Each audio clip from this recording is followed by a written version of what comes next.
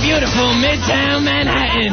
We're on a clear night, you can almost see Paul McCartney's fiancée deciding who will hop her down the aisle. It's the Ron and Fez Show, and I'm your announcer, Joe Pooh. And now let's introduce your hosts. The guys enjoying the cold with a naked Eskimo party. Here they are, Ron Bennington, Fez Whatley, radio's Campfire Coitus.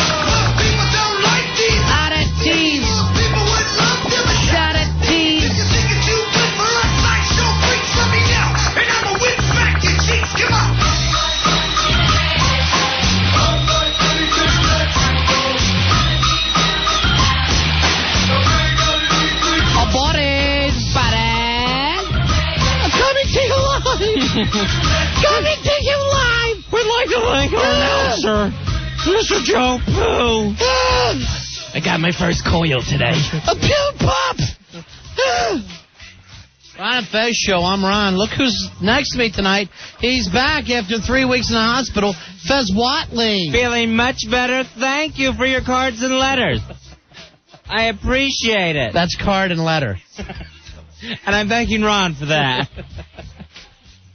Good evening, buddies. It is Ron and Fez. Buddy, Ron and Fez Show. And is it midnight? Because I thought I heard one of Joe Pooh's balls drop. Hello! Oh, nice to see you, Joe Pooh. This will be him tomorrow. Hi, everybody.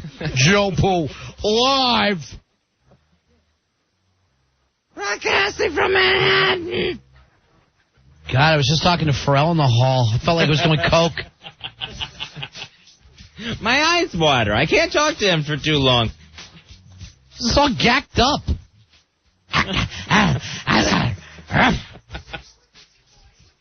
Yeah, I like you guys a lot. You're bringing everything. Fez is there, Ron's there. The whole thing's coming down. Joe Pooh's doing you. Yeah, all right, man. Brother Fez, keep up the good work. You're going 100 miles an hour. What? Going to Hooters, gonna have some beers, gonna have some wings, holiday. Please, stop it. We're not on the air now. Buddy, he frightens me. You got sweet Melissa bringing them all down. Everybody's jacking to it. What?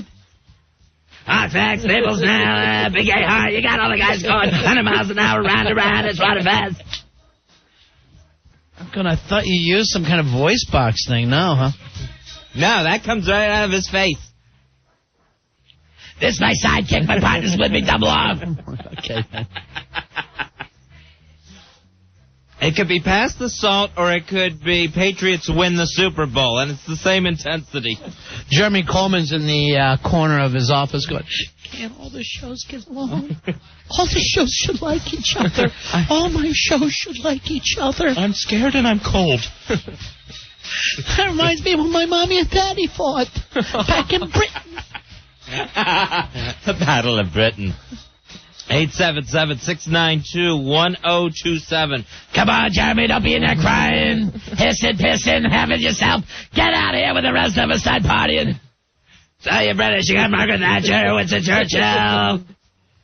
Going 100 miles an hour. Crazy day. Hey, did you see the thing in JFK? We had our jets follow a passenger jet in from India, I guess, because somebody on there looks suspicious. Someone on an Air India flight looks suspicious? Yes. Odd. Oddly enough, somebody on that flight looked like a terrorist. Weird. No, I actually didn't hear any of this. And Air Canada picked them up first, Fuzzy. Nice work, Air Canada. The Air Canada fighter pilots, the fighters were shadowing the New York-bound Air India jetliner. And then I guess our planes picked it up. The guy wasn't doing anything freaky. They just thought he looked like a terrorist from I guess some other kind of mug shots they had or whatever. And when he got off the plane, I guess they cuffed him. FBI ain't talking. They go home with that guy? Oh, there was no guy. Forget about it. Just saying suspicious passenger in this report. That's about it. That's it. Forget it. It's all done.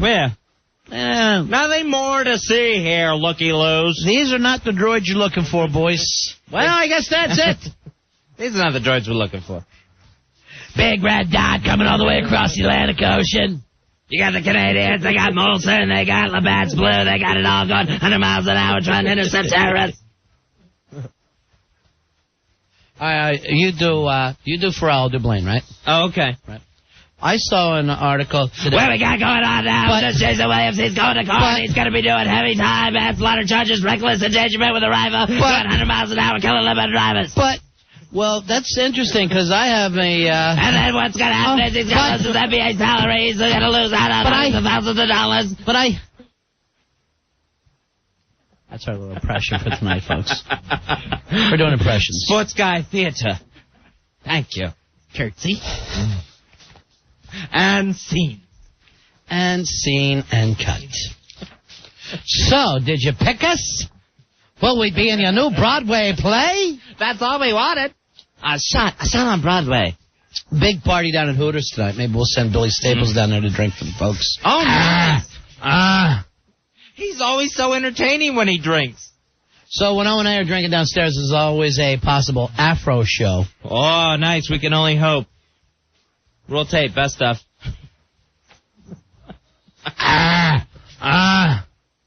There's Billy heads the Hooters. This is all he's going to hear. Billy freaks around the house. He hopes so. Yeah, he does. As he's prancing around in his orange shorts. Hello! Billy's here! Right now, Opie and Anthony at Hooters, right there, 56 of Broadway, along with Pharrell coming to you live. Who wants to buy me a drink? Those that got a good fellow. Is that him singing to himself? All right, quick impression. Pharrell and Blaine at Hooters. I'll be Blaine. All right, what I'd like to do. But I wanted to... I want to get some wings. I want to get some curly fries. I want to get a super sandwich. And make sure we get dessert. I like that Peter got 7-Up. Going 100 miles an hour. Bring some more pictures. But I'd like some salt. Don't forget the chowder. I'm talking to the waitress. Miss, I need a... Pharrell needs another picture, man. Bring it on quick. And I'll tell you what, bring some more weights to make them hot this time. 100 miles an hour eating wings. Here we go.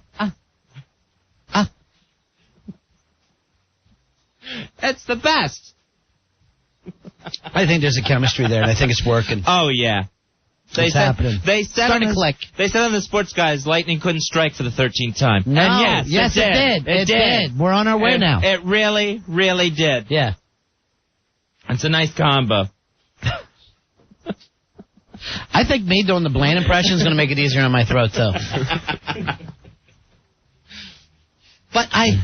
You got Pharrell coming in at Hooters. He's looking at waitresses. He's grabbing girls. He's grabbing tops. He's pulling down shorts. Going 100 miles an hour. Order wings. Drinking pictures. Oh. Forget about it. I'll forget it. Blaine going to be at Hooters? No. No. Jimmy B is going to be there now, though. Nice. Jimmy B doing a sports update.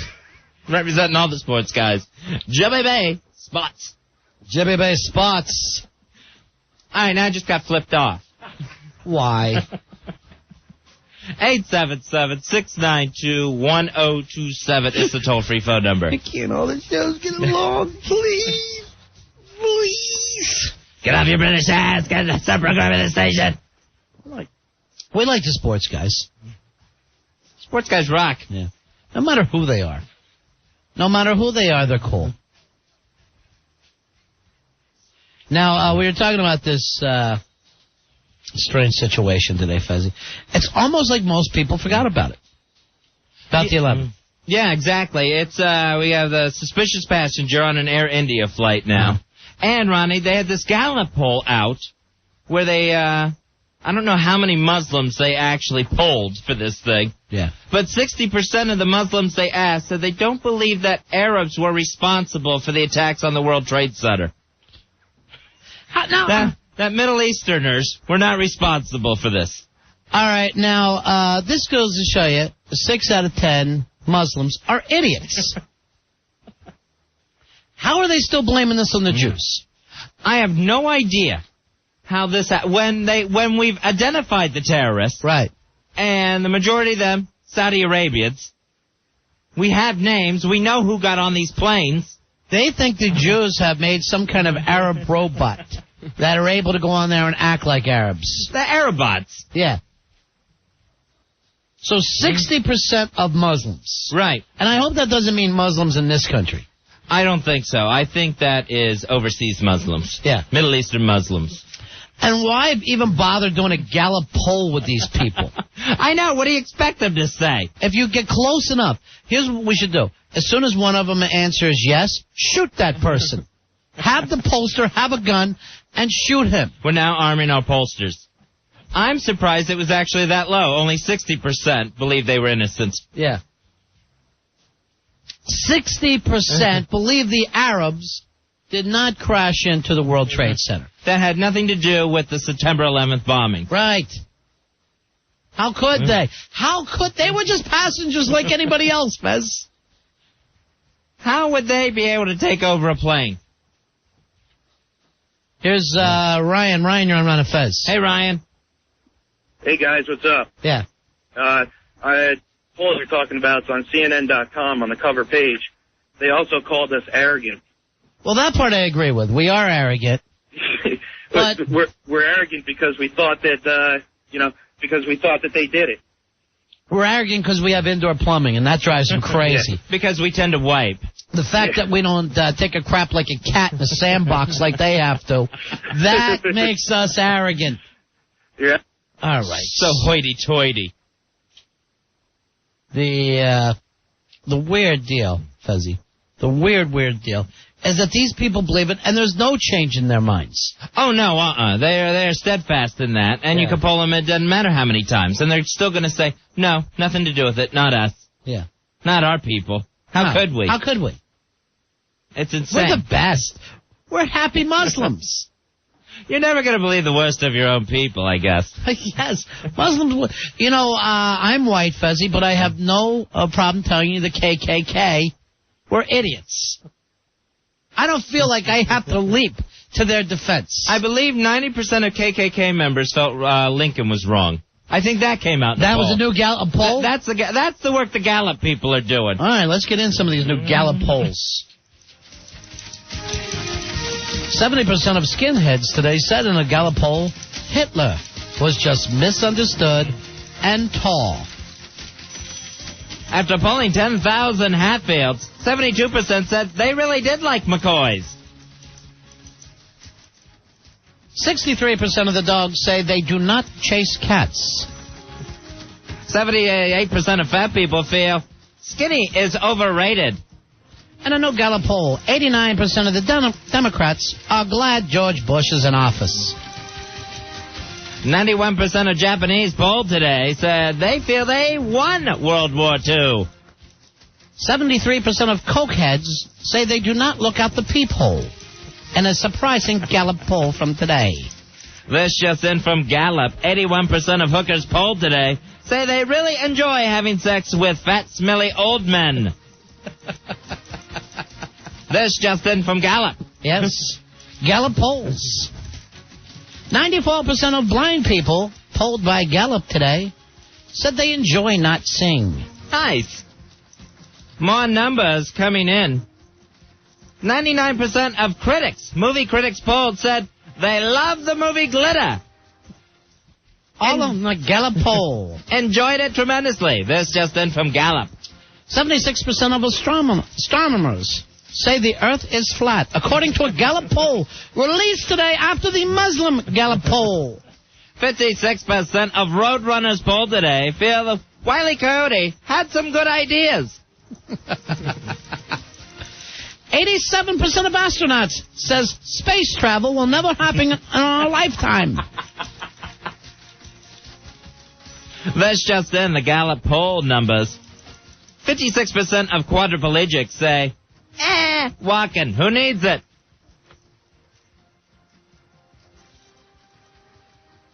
84% of bald men said, who needs hair? We love having chrome domes. Thank you, Gallup poll. 42% of pit bull owners polled today from Gallup say their dogs are just really underfed. 76% of Southerners say they hope a black man moves next door. 82% of New Yorkers polled believe that 41 shots is ample warning. 76% of gay men said they just like being polled. Today, in a Gallup poll. Where they were polled. Continuously and earlier. All coming to you live from Gallup poll. 77% of Paula Poundstone's children said Mommy does enjoy French kissing before bedtime. Hey, Jason, you're on Ron and Fez. Hi, Jason. Hey, what's happening, guys? 2423 here. Hey, buddy. This just in. 99.9% of all American prisoners say that they're not guilty. Ironically enough, the only one polled that said any different was Charles Manson, who just said bull. That just in from a Gallup poll. Hey, Phil, you're on Ron and Fez. Phil. Hey, guys, 8826 checking in here, and your trumpet player. In a recent survey taken by Gallup, 87% of musicians say that drugs are bad for you. 72% of people who watch the Olympics think male figure skaters get an awful lot of tail. Jay, you're on Ron and Fez. 99% of women polled say that size doesn't matter. Many of them even enjoy them thin and short. That's the latest figures from Gallup. 77% of Asians say shoestrings aren't good blindfolds. Hey, you doing a new voice there, Joe Pope? Is that your Gallup voice? That's my Gallup voice. Hello. Nice. When we do Gallup polls, we talk like this. As the numbers continue to come in. On the instant feedback from Gallup poll, 84% of radio listeners says Black Earl is the most exciting man on radio today. Nice. Thank you, Sheepy. Good numbers for Black Earl today. 81% of subway commuters look forward to that sweet urine smell on their ride home. This just in from Gallup. It must be summer. 78% of mute people say, all today on a Gallup poll. Thank you, Pantera. As the facts and figures continue to come in. 95% of female office workers say they actually enjoy the feel of their boss's hand under their blouse. 47% of people taking a Gallup poll say, can we do this in pen? 38% of death row inmates actually prefer the fruit cup over the steak and lobster last meal. Hey, Len, you're on Ron and Fez. Hello, Len. Yeah, what's up? 92% of Ron and Fez fans say Al Dukes was the better man. Hey, Danny. We may have trouble with these polling figures. Danny, you're on Ron and Fez. Danny? Hello? Yeah. 99% of deaf people said, what? Let me do this quick. The person you're trying to reach is drunk. Please try your call again. He may be stumbling down to Hooters later. Hey, John, you're on Ron and Fez. Hello, John. Guys, 2630 checking in. Well, just reported that 83% of New Jersey commuters say a 2-hour delay at the George Washington Bridge is still better than carpooling. That's according to the Gallup poll. Still, plenty of facts and figures coming in. Today, 68% of cab riders feel the sticky back seat is much safer than actually using seat belts. I noticed that. What is so sticky back there? I don't know why. It is like a movie theater floor. And does anybody put a seatbelt on in a cab? No. I don't. I want to be able to get out of there fast. If the guy turns weird, I want to be able to tuck and roll. You got to be able to bolt. If I hear him start, what's the frequency, Kenneth? I want to be able to roll across the street. Here is Pete. Pete, you're on Ron and Fez. Hello, Pete. Hey, guys, 125.14. This just in from the Gallup poll. 98% of Ron and Fez callers actually think they are hilarious. That's true. Everybody that calls thinks they got a great one. This is going to kill. Everyone's going to like me. This just in from the Gallup poll. 47% of Texas children now get worried when mother says it's bath time. Hey, Doug. Doug, you're on Fez. Yeah, this just in from the Gallup poll. 87% of gay men think their fiancés live in Niagara Falls, Ontario, Canada. That low. That's just sick to make up a fiancé. Where's yours live? Niagara Falls, Ontario, Canada. I'd love to meet her. One day. Probably at the wedding. Why don't you do a double wedding with Eddie Trunk? That way Earl can bring 4 dates. Earl asked for backstage passes to a wedding today. How did that happen? How in the world did that happen? He wanted one of the laminated pass to wear around his neck as he went into the... He's asking the bride, will there be laminates?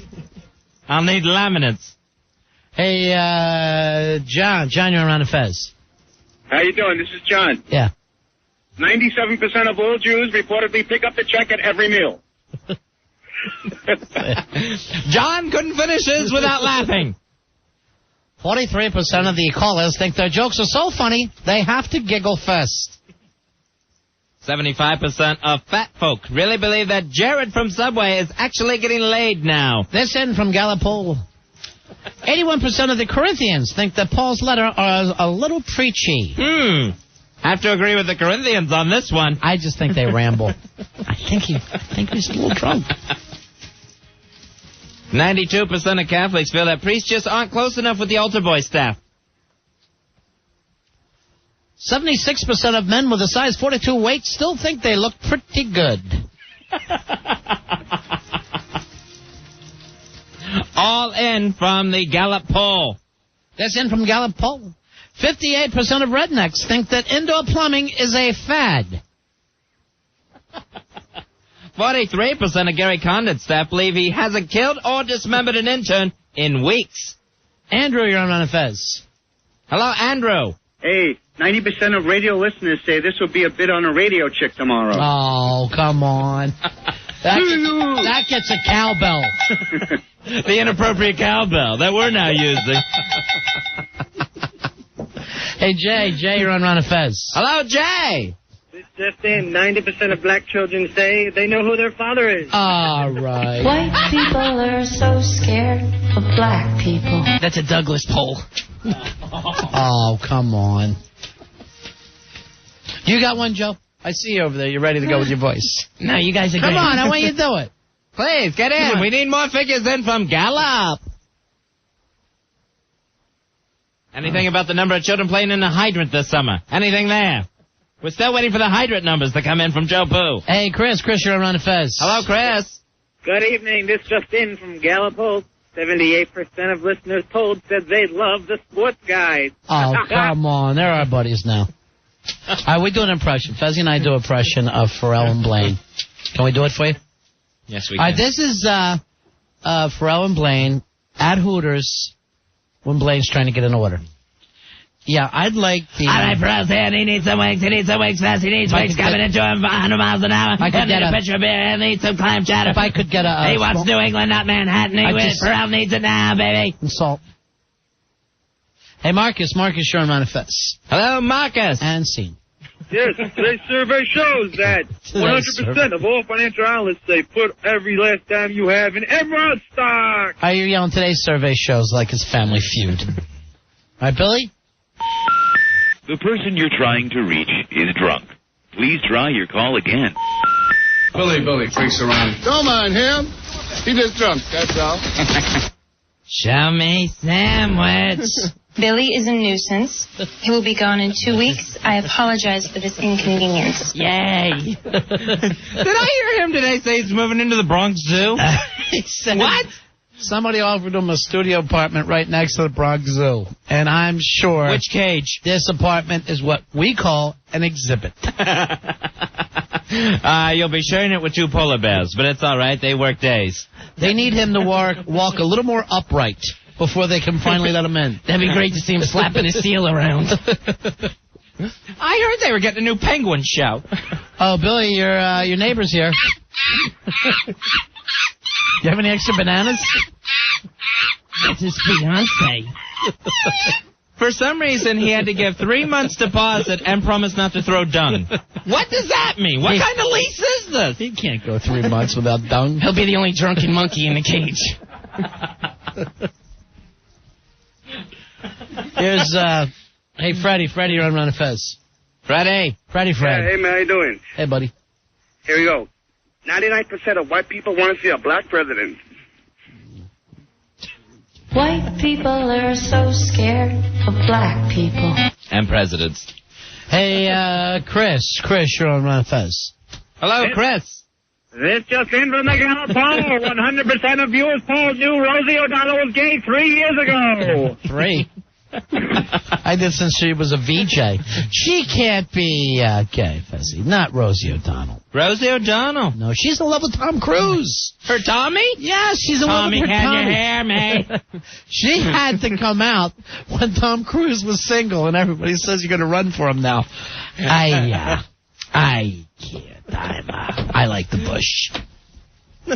I can't. They're using each other to prove that they're both not gay. How I love my Tommy. Tommy, can you hear me? No, I don't. I like Trim. I meant Nicole Kidman. I'm sorry. I got the two mixed up. They were together constantly. Nice. When's their book coming out? The book's coming out in April. The Diane Sawyer interview where she comes out of the closet is in March. The book's in April, and then her show wraps up in May. So it's going to be a big 3 months. And then apparently she said the whole thing at Caroline's the other night on stage. Right, where she said I'm a dyke. Yeah. Like that?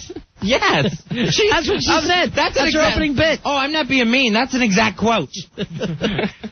Well, everybody, I guess you heard I'm a dyke. Love the poonie. Love it. Everyone's just spitting water all over the place. Cue John McD and the McDLTs. Cue him now. Go to music. When is John going to yell? I'm gay, too. I am. Shut up, John. This is my outing. Don't leave me with this woman no one knows. I know. Does John McD get to stay with Caroline Ray? And what do you only pick people from Long Island if you're doing that show? That's it. They keep it in the fam. Hey, Mark here on the Fez. Hello, Mark. Goodbye, Mark. Yeah, Mark's fun. Thank you, Billy. Hey, Scott, you're on Run of Fez.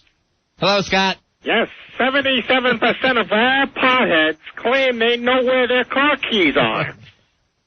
Thanks, my friend. That was a good pot joke. 53% of youth hockey players believe Dad should beat and kill the coach after Saturday morning practices. This just in from Gallup. How many Gallup poll guys do they have, and who gives them the rights to go out and ask these questions? You have to talk like this, I know that, or you can't work for Gallup. And don't you like the people that cheat on their spouses? Like, you would answer this in the street. Right. You cheat on your spouse? Who do you have for you?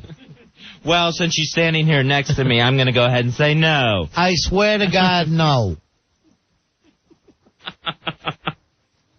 Hey, John, you're on Ron of Fez. Hello, John. 68% of all Puerto Ricans looking for work. Sweet. Can't we do this without being racist? We can't do anything without people being racist. I know. What is that? What is that about? Two guys, Fezzy, you and I, not the slightest bit of prejudice. I work with a gay guy every day. I don't know what it means to be prejudiced. Ronnie, which one of these guys is gay? I'll tell you later. Really? Yeah. It's Rory, isn't it? I knew it. Well, I'll tell you this. I wouldn't bet against that one. Hey, Tom, you're on Ron and Fez. Hello, Hey. Tom. Hey, this just in. 75% of all Chinese ducks think they're still alive. This duck's still alive! Cha-cha! The duck! Can that come back and bite me on the ass every single day? God, wish I never did that. Hey, Charles, you're on Ron and Fez. Hello, Charles. What's up, guys? 87% of gold medal Olympians think people will care 2 years from now. Sad. It's so funny how you can't remember them weeks after the Olympics. I have no idea who they are. No. Just really long names. Here's Derek. Derek, you're on Ron and Fez. Hello, Derek. Although there is an 80% possible margin of error on this particular poll, 88% of African Americans say they tip well at restaurants. White people are so scared of black people. I'm sure blacks tip as well as anyone. And again, there is no prejudice on this show. I work with a gay man. Who is it? Is it Hawk? It's Hawk, isn't it? I'll tell you later. I can't wait to find out which one of these guys is a big flaming mo. I'll tell you later. They're watching. One of them's watching my assy right now, aren't they? Well, they're staring right at my assy. Maybe because it's out. Maybe that's the whole thing. Oops. Hey, Mike, you're on Fez. Just in from Gala. Yeah. 70% of New York police officers believe Abdul had a bathroom mishap. Mishap? Oh, jeez. Gala and mishap. He couldn't finish one word correctly. All right, this in from Gallipo and IKEA boy on the instant feedback. 40% of all kid touchers think that Paula Poundstone has a quirky, funny demeanor, and her act is quite poignant and hilarious. All from Gallipo. This just in from Gallipo. 73% of people with genital warts consider their warts just to be elaborate crutch jewelry. Look who's here, Earl. Oh. Earl, how you doing, buddy? Come on over, pal. You okay? You going down to Hooters? Black Earl, of course, agreed last night to fight Al Dukes. A big-ass night of the fights, too. He doesn't even want to talk about that, Fezzy. Really? Are you going to go to Hooters, buddy? Come on, man. Get back to the old Earl. Happy Earl. No. Why not, man? What's wrong with you? And you got the shades on today. I always know it's a bad Earl day when he's got his shades on. I put you down on the VIP list at Hooters. I put Earl +2. Come on, man. Jeez. I'm sorry, buddy. 100% of our Earls are sad. 100% of black Earls are sad today. Hey, Paul, you're on Fez. Hey, 90% of all wrestling fans believe the Brooklyn Brawler should be WWF champion. I actually would go. I'd be glad to see him. Earl, you want to see our Pharrell and Blaine impression? We've just been working on it. We've been working really hard on this. Come on over. All right, come on over. This is the sports guys. Pharrell and Blaine are out. I'm playing Blaine. Fez is going to be Pharrell, and we're ordering food at a restaurant. All right. Excuse me, waitress. I'd like to get Pharrell's going to need an appetizer. Then I want to try out the soup of the day, and don't forget the entree. I think I'm going to have the steak with the baby potatoes, and don't forget the dessert. Pharrell loves chocolate mousse. Going 100 miles an hour, get the food coming out of it, and Pharrell is hungry. Oh, forget it. It's perfect. He's not. It's not Earl. The old Earl would have been laughing and backslapping. And what are you, Catwoman? It's perfect. All right, Joe. Leave Earl alone. Earl alone today, okay? Maybe he is Catwoman. Okay, is that a problem for you? Not now. Can he feel like a superheroine? Speaking of superheroine, Spanish Johnny is back in town. Nice. We'll take a break here, Fezzy. Hey, O&A at Hooters tonight. If you want to go hang, maybe we'll send Billy down there and see if he'll do the funny drunk dance for everybody. That's the Hooters in Manhattan at 56 and Broadway. Oh, seduce me. 100% of people think that's hot. Oh, seduce me. We're on Fez. Ron and Fez. 1027 WNEW. Welcome back to Ron and Fez. Ron Bennington, Fez Watley with you, 877-692-1027. Hey, Jim, you're on Ron and Fez. Hi, Jim. Hey, what's going on, Fez? What's going on with you, Jim? Just hanging out, listening to the radio. Any reason you called? Melissa. Oh, seduce me. There's the winning cowbell, Jim. Fabulous. All right, you hold on. You're going to the big-ass prize closet. You're picking up a gift certificate to Avante Salon and Spa. AvanteSalonSpa.com online. Or give them a call if you want to check them out, 732-780-0222. Also, Jim, you're now registered for a chance to take the Hotwire Travel Challenge tomorrow. If you're chosen, you can win a Hotwire travel voucher valued at $1,000. You can use it to purchase airfare, car rentals, or hotel accommodations at Hotwire for the destination of your choice. Opie and Anthony are hanging downstairs at the Hooters, Fez, 56th and 7th Avenue. Stop by and hang out with those guys. I think Norton's down there in their Naughty Nighty winner, and Pharrell is hanging out. So that's always a good time. The gang's all at Hooters, the Manhattan Hooters. Hey, look at this huge box of chips we got, Fezzy, sent to us from Charlie Chip. The Charlie Chip man's here. Charles Chips. Yeah, the Charlie Chip man finally delivered to us. Charles Chips, we got a nice letter, dear Ron and Fez. No, I don't even know my own name. They called you Frez. Ron and Pharrell. Friends and family heard you talk about Charles Chips brand potato chips on the radio. We appreciate you mentioning our brand. It's the oldest brand in the industry. Now, I used to get these delivered to my house when I was a kid. Yeah, they had their own trucks, and they pull up out front. Was those days over? Yeah, I don't think they do home delivery anymore. Oh, here we go. Oh, damn, they're good. Charles Chips potato chips for many years was delivered to the home and lately delivered into retail stores and has a strong nostalgic following. Well, that's true. Right. So, and they just wanted the listeners to know that you can, if you want to look for Charles Chips, go to Charles Chips, that's Chips, CHPS, at AOL.com. Sincerely, Charles C. Chips, President Charles Chips. Now they have an AOL website? They have an AOL email address. Oh. Charles Chips at AOL.com. Now, do you call him Charles Chips or Charlie Chips? Charlie Chips. Yeah. Because that's what it was the Charlie Chips man was here. That's what he used to say. Charlie Chip man is here. And then you look, and then, of course, the bag and the can is very formal as you look at it now. And I don't remember ever getting them in the bag. They were always in the canister. Yeah. I knew that they made the bags, but we always got that. Plus, you could get great pretzels from them, I remember. They had pretzels. They had popcorn. Yeah, like caramel corn, right? There you go, right, yeah. Yeah. And wasn't it like when the Charlie Chip man came back the next time around, you had to give the can back to him? You had to give the can back, yeah. Right. And get that thing refilled. So when was that, like the 70s and 80s, or just the... I think just 70s that I remember. Al, what are you waving at me for? You can't come popping in here gay as a cricket. I had Charles Chips delivered to my house in the 80s. In the 80s? Yeah. And I used to get this thing, they were called ketchup potato chips, where it was the regular Charles potato chips, but they sprinkled like a red dust on it.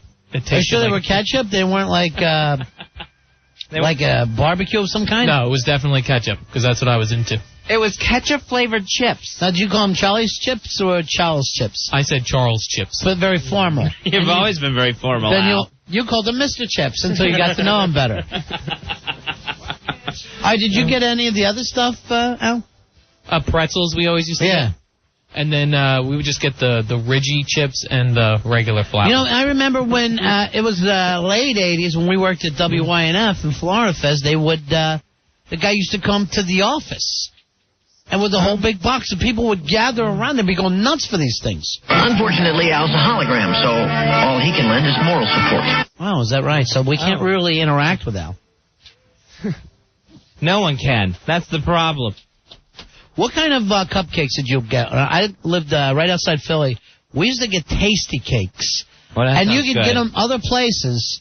But I think that the Tasty Cakes then, or maybe it's just because I was young or whatever, they were so fresh and they were so effing good. And it's like you can't really get a good store cake anymore. Right, yeah. I'm sure we either got Hostess or Dolly Madison. With they had the Charlie Brown characters on the boxes then. Dolly Madison? Yeah. I remember Dolly Madison, yeah. They would make fruit pies, too. Yeah. Love a fruit pie. I don't go for those fruit pies. I'd much rather have a cake. I don't understand the pie in a bag thing. Al, what kind did you have as a kid? What kind of cakes? Cupcakes and all? I had like the Drake's cakes I was a big fan of. What else? There was these things called snowballs. Oh, God. Remember those? They were big and fat and pink, right? Yeah, but they had a ball of chocolate cake underneath it, and then a layer of like a marshmallowy coconut. Yes. Oh, God. Marshmallow and coconut, the two worst tastes together. No lie, in my building right now, in the snack machine, the building where I live, they have those snowballs, but it's like they're green, and they call them like St. Patty balls or something like that. You're kidding me. And it's like a special edition for St. Patrick's Day. So it's the same snowball, but instead of pink, it's a hideous light green I would thing never eat those. that you're supposed to bite into. And you ate those? Yeah, we would eat them for breakfast in my house. Mom never cooked, huh? No, and Get up and have yourself a couple snowballs, honey. Mommy's got a hangover. I know we never got Pop-Tarts, but we got some sort of Toast'em, something like that, some generic brand of Pop-Tart that had little X's on it and no frosting. That was Thanksgiving at Al's. Pop-Tarts. And what my sisters would do, they would take out that big marshmallow ball cover And have sex with it. No, they would eat that last, like that was the real treat part. Tell us about how your sisters would save the ball coverings to eat last. Tell us that again. Do all your childhood stories have to do with balls? It seems that way, Al. Like you're the Addams family. Tonight we'll be enjoying ball coverings. No, those big coconut snowball things, I thought nobody but old grandmothers ate those. I've never seen anyone eat a snowball. I just assume it's the same package that's always been in a snack machine. I have balls. I know. And coverings. You love them. My other thing, I enjoyed ho-hos. What were the ho-ho deals? Ho-hos were like yodels. They were like little chocolate logs with cream inside, kind of a swirl of cream inside and a chocolatey covering. So they were like they were the Sprite to yodels, right? Right, exactly. You ever do this with a yodel? You try to spread the whole thing out? Constantly, yeah.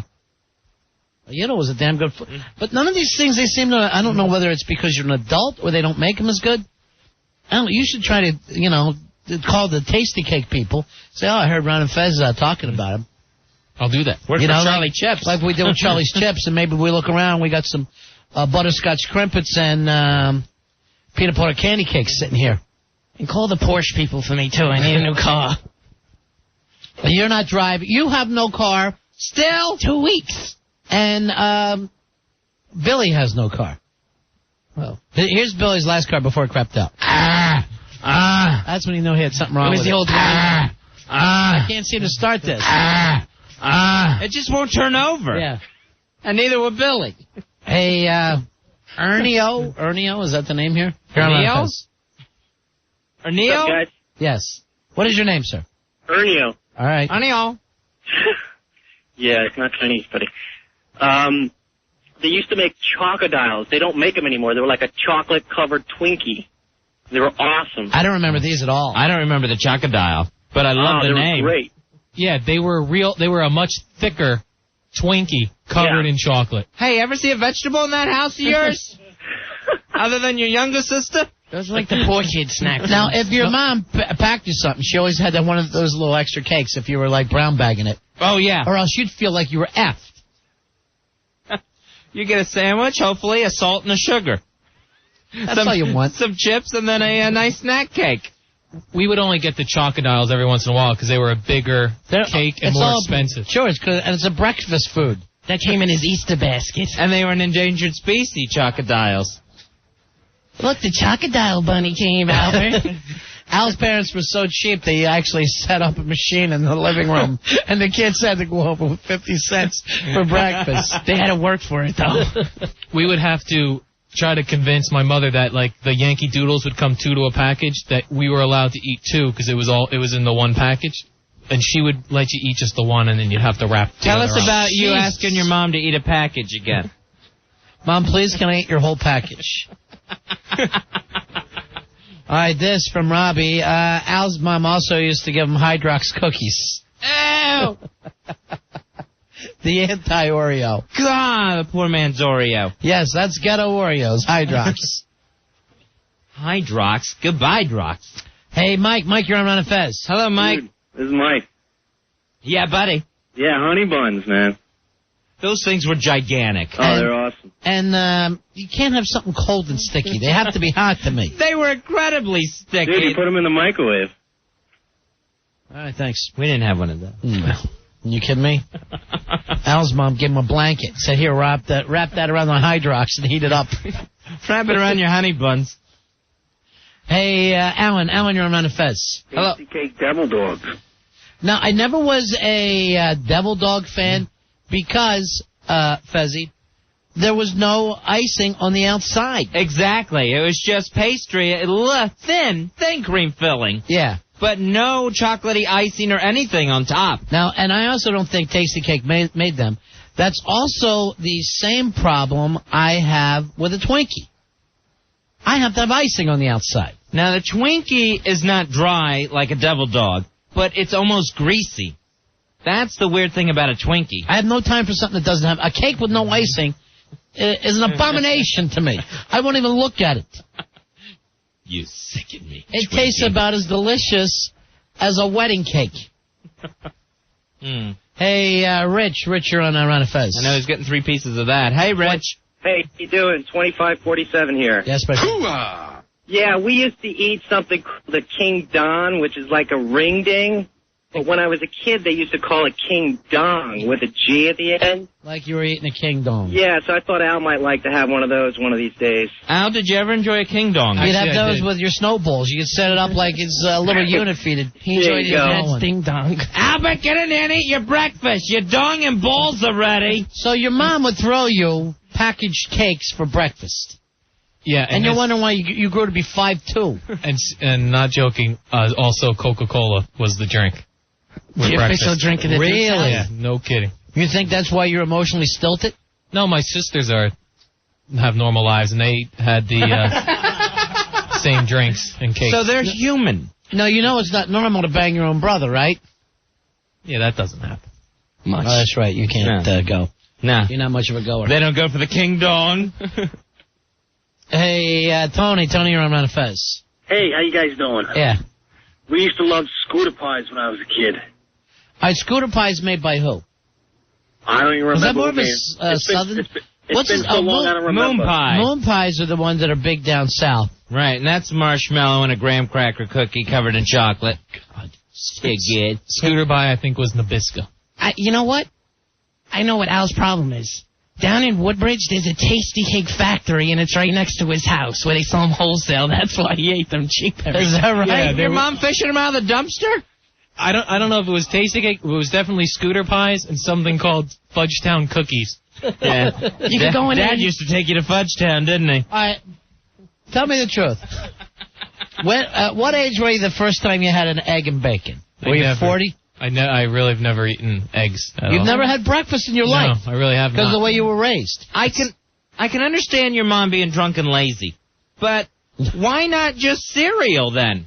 I don't know. If we didn't want it, she wouldn't push it on us if that's what we didn't want to eat. To this day, I have, right now, I bet this morning, I had a cup of coffee and a devil dog. No kidding. How are you dead yet? How are you that thin? I'm making some eggs, bacon, sausage, pancakes, and some leftover pork chops. Yeah, cook it up. Al, so you're like your mom. You get up, you have a Pall Mall and a devil dog and a rum and Coke. Honey, get some ice and a little... You know, Al always told us how for dinner every night he has George Foreman grilled chicken, skinless, and steamed vegetables. I always thought you were some sort of health nut. No, I eat the cakes a lot. He just eats the same thing every day, no matter what it is. Whatever gets him into it. Grab them cakes. And he's got rid of the skin on chicken, not because he's worried about his health. It's that there is some taste on that skin, and he wants to get away from it. Oh, man. So would you like to go out to breakfast sometime, and we'll show you what bacon and eggs and pancakes all taste like? Toast? An omelet, maybe? It seems like a lot of food for the first thing in the morning. That was my thing. I always used to just have that piece of cake and then a drink. I'm getting a headache. A piece of cake and a Coke seems to be a lot of food, too. Did you ever have your breakfast a la mode? Where you just throwing a scoop of ice cream on there? Maybe because of the way you eat is why when Joe hits you in the noggin, you started hearing birds. Because you got nothing to sustain things. That's why you have no natural strength. You get a sugar rush, but it's no real energy to take you through your day. He gets a whack in the head. He hears that. That means it's time for cupcakes. Oh, Albert, get up!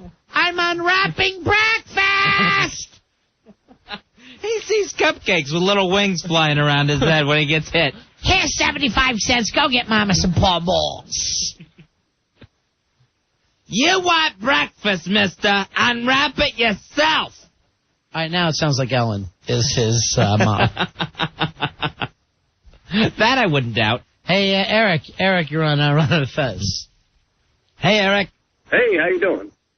9737. Hooah, hooah. Hey.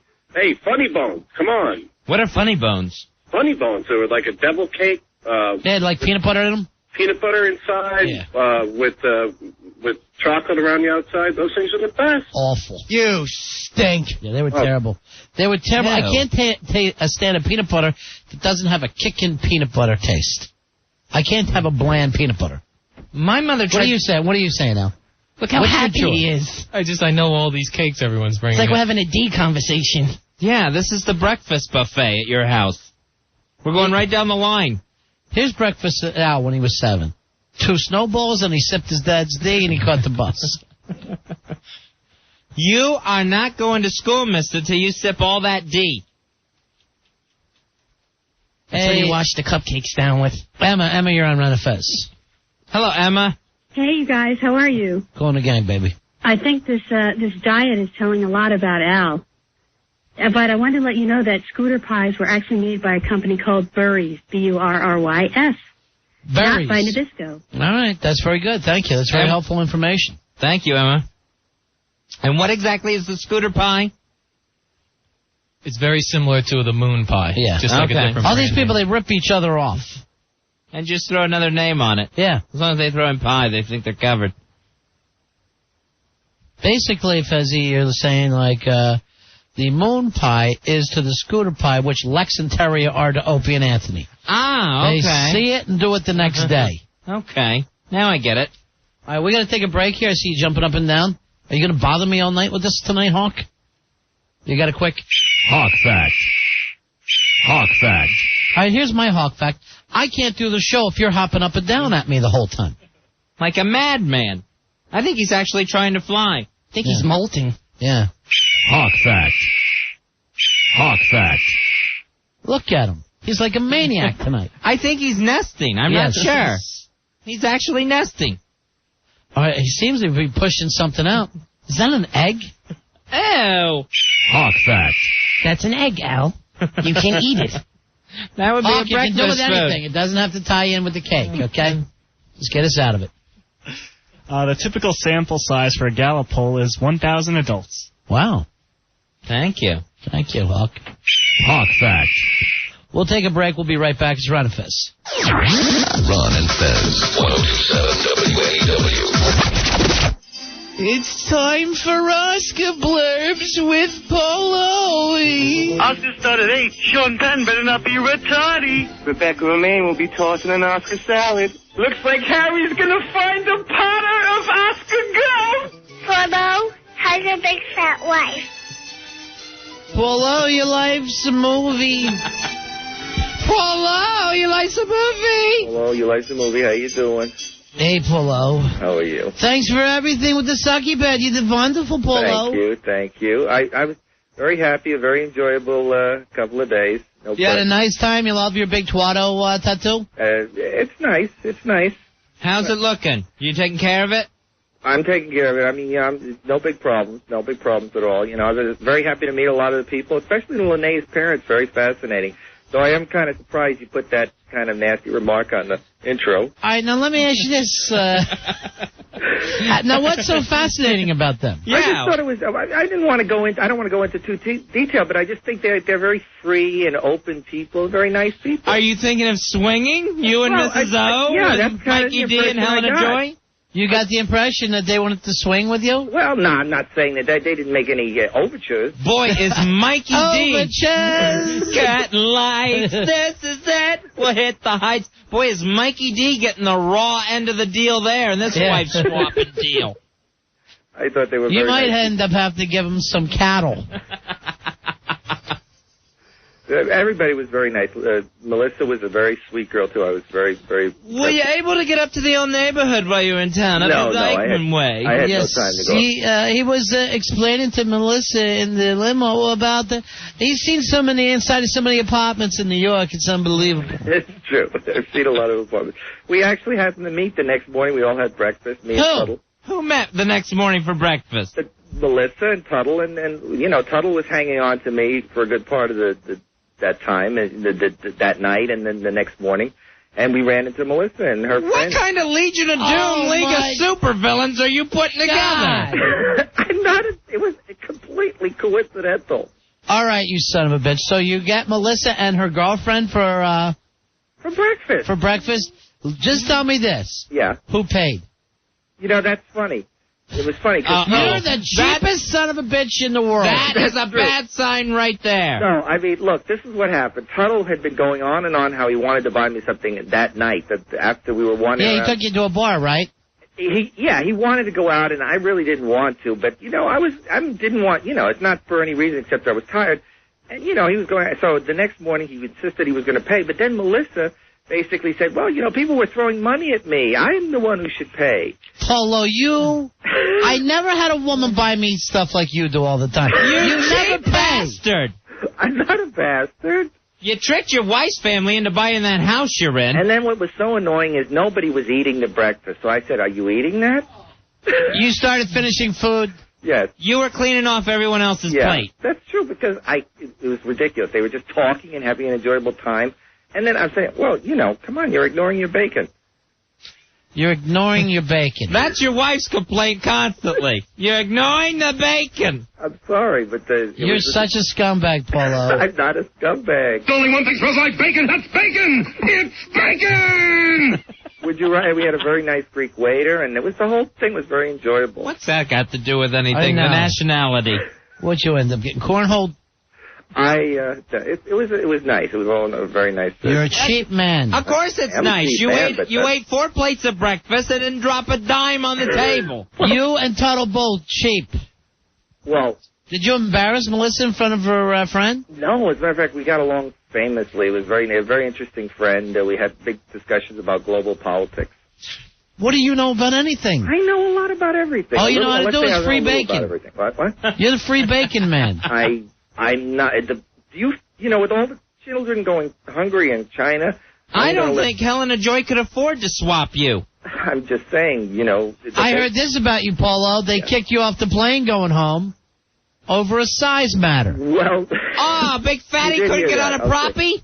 Well, that was an odd thing, you know, because I was struggling to get home early, and so I got on the plane early from Tuttle, and Tuttle had this very sad sack look that I was deserting him at the airport by then. Yes, Gilligan always gets that look when the skipper takes off to the other side of the island. It was nothing personal, but I wasn't even... Who here weighs over 400 pounds? We're having a problem. I do. I shouldn't have cleaned off everyone's plates today at breakfast. I think it was the extra wheat toast. We're going to have to kick one of you off. How about Bacon Boy? Out the back. What if I just, take these omelets out of my pockets that I brought on board? Would that lighten the load? The odd thing was I was just so intent on getting home early, it didn't even matter anymore that I wasn't going to get home early. I got on an hour earlier plane. And the fact was that they were, they were 250 pounds overweight, and of course I'm close to 300. Close? Yeah. What side do you think you are? I'm always bouncing on the bottom side. But the thing is... All right, hold on. Here's Sweet Melissa. You owe her money. You really do. Hey, Sweet Melissa. Hey, everyone. So, yeah, I met up with Polo. How the hell... And this happened the day after the night of fights? It happened, I guess, I stayed in the same hotel as Tuttle. And it was exactly noon, and Tuttle's like, I have to check out now. It's noon. They say I have to check out. All right, so wait a minute. Hold on. He sees checkout at noon. He gets there at 10:30 and waits an hour and a half? He said he was up and about. He hung out at the hotel till noon. He was afraid to check out except for exactly at noon. Mo, I'm here too early. I have to check out at noon like the sign tells me. What a moron. No, Melissa, who was your friend? Oh, my friend Erin from the convent. I knew her from... Oh, God. She's very religious and everything. All right, now, is this a good friend of yours that you're with all the time, or...? No, I haven't seen her in years. Why would the hell somebody that you don't even know anymore, would you let Polo and Tuttle near them? I met up with... I was waiting for her, and they're like, they had nothing to do, so they waited with me. They never have anything to do. This sounds like such a bad joke. A fat man, a redneck, an ex-nun, and Sweet Melissa walk into a diner.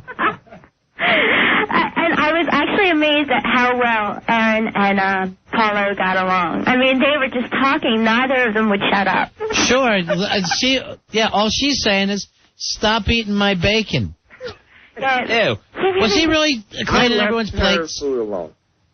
Well, yeah, he didn't touch Aaron's food, but he finished Tuttle's and my food. Yeah, because she seemed to be occupied with her food. I mean, constantly working it. But the other two were kind of intent. Tuttle was, You're working your eggs. You need a little help there? You're working it. You're working your hash browns. Tuttle. Are you going to soak that toast, or is it available? And it was funny because he would just put the plates on top of each other, so he had like 3 plates piled high. You're an animal, Paul. I'm so embarrassed. I was busting the table. Did he show off his new Tuato tattoo? He did show my friend, yeah. Yeah. Oh, you idiot. But then he didn't want me to explain it because it might be too risque. Yeah, I thought it was too. But Sure. Right, lifting your big fat gut out at a breakfast table isn't. Yeah, don't bring up the genital warts. I'm working a chick here. Yeah, Tuttle was obsessed with Melissa. He was, like fixing on her. Tuttle actually writes to me a lot about Melissa, too. Yeah. And asks me, just tells me how wonderful that she is, and does she like guys on radio? Oh, brother. So, so he was ignoring his French toast, and she was ignoring her bacon. It was just, it was just And Paulo saw an opening. That's right. Paulo, does your wife know you're working these other women in Manhattan? I was working the food, not the women. Right, did you have to bring her back a pocket full of bacon? I did save a little glass. He has to keep treats on him, Ronnie, in case she turns. I will bet. They were How's she doing? Did she miss you while you were gone? Yeah, it was not too bad, actually. Is she around now? She had surgery yesterday, actually, to remove some of that liver excess and stuff. Excess liver? No, it wasn't. They didn't actually remove the excess. Ronnie, she had to have a liver scraping yesterday. Yeah, scraping, yeah. Just to get some of the calluses off of it. Yeah, that's about what it was. She has a liver scraping like most people have a pedicure. In all honesty, that's about what it was. What a gross family. Melissa, I'm so sorry. When I hear this story, I know how annoying each of these guys are separately. Look, Tuttle was going to pay for breakfast. Then Melissa insisted because men were throwing money at her, she was going to... Paula, why don't you ever reach into that wallet of yours? That lockbox. Well, first of all, Al gave Tuttle some money, and, I got nothing. So I was kind of... How did that happen? Al didn't give Tuttle any money. He gave him a little money because he didn't want to have anybody drive us anywhere. So he just said, here's some money, get lost. All right, so he gave you money he gave Tuttle money. I got nothing. You were supposed to ride with Tuttle. I understand, right, that was the transportation money you got. That I understand. That's not breakfast money. What do you, Tuttle? What do you say? We take the cafe and buy toast. What do you say, Tuttle? You in? And it's a quick 2-day walk to the airport. We saved the $35. Paulo said it would be better if we paid our money and bought toast with it instead of getting that ride to the airport. I didn't get any money, so I had to work Tuttle on the money. I'm so embarrassed. I'm so glad Sweet Melissa came there with a hat full of ones, so I did not have to use my airport ride money. Melissa? Yes. We owe you breakfast. I'm cringing over this. It was really pretty funny when Paulo didn't know what Cajun pizza was. And they had a whole discussion. Tuttle's still talking about Two Boots Pizza. Yeah, oh, my God. He was telling my friend that was pretty nice, that she should go see that. Right, that's one of the big sites. Mm-hmm. Go see that. Yeah, go see the pizza. The pizza parlor. And, Tuttle and I bonded pretty closely. I don't like this new arrangement. I mean, I don't like it either. That's how unions get formed. I know. I like to keep the retards and freaks separated at all times. Well, I'm keeping my distance, but I Which is Melissa? How does she fit in there? She shouldn't be near any. She climbed in the bear cage to have breakfast. But look, honestly, Melissa's probably one of the sweetest persons I've ever met, and she's a very nice person. Sweeter than your wife? Yes. We know my wife has mental problems, and then she's difficult. Hey, Craig. 8914, buddy. Hey, buddy. Paul, all I am, I'll eat all your bacon and ham. It's so wrong. Are you going to have that sausage again? Again. I mean, I had a nice grilled cheese with some It's a fries. sausage of innocence. I wasn't enjoying my fries. I like the home fries better. It's 6 degrees from your bacon. So, I mean, Paulo, you embarrass me. All right, let's talk movies. Paul, we want to talk about We Were Soldiers, starring Mel Gibson. Absolutely, We Were Soldiers. Mel Gibson, Madeline Stowe, Sam Elliott, Chris Klein. Great movie, actually. I can really... Now, was Chris Klein the one from Big Chill? No, Chris Klein is American Pie and Rollerball. And, it's a big cast, big war movie. Is he the one from Sit Down, Stand Up? No, he would be... Oh, that's Robert.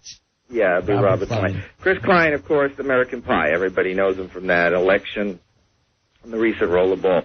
So, he's the young Turk. Barry Pepper from Saving Private Ryan. He's the young Turk. So he's actually from Turkey. The young Turk. And Kerry Russell plays his wife. He's like the young officer that Mel Gibson takes under his shoulder. This is this a real Vietnam story? This is a true story. It's the first helicopter assault by Americans on Vietnam. So it's like in '64, before all of the crazy passions and the protests and everything was taking place. It's a very patriotic movie, extremely. Do we win this time? I hate the Vietnam movies because we never win. Well, this is I like the World War II movies. The first 3 days of American... Those are great. of American assault on Vietnam. So it's very, very early. Are you saying We Were Soldiers Vietnam-nominated for Best Picture Oscar? And, are you saying this time in Vietnam? I love the smell of Oscars in the morning. And you even got Greg Kinnear in here as the leading the helicopter assault. Greg is getting Kinnear another Oscar nomination. This year there'll be a talk soup full of Oscars. Greg, Kinnear, get an Oscar. We got one for you. So, of course, Madeline Stowe plays Mel Gibson's wife, the long-suffering wife, and, Madeline, you'll have to stow your Oscar away!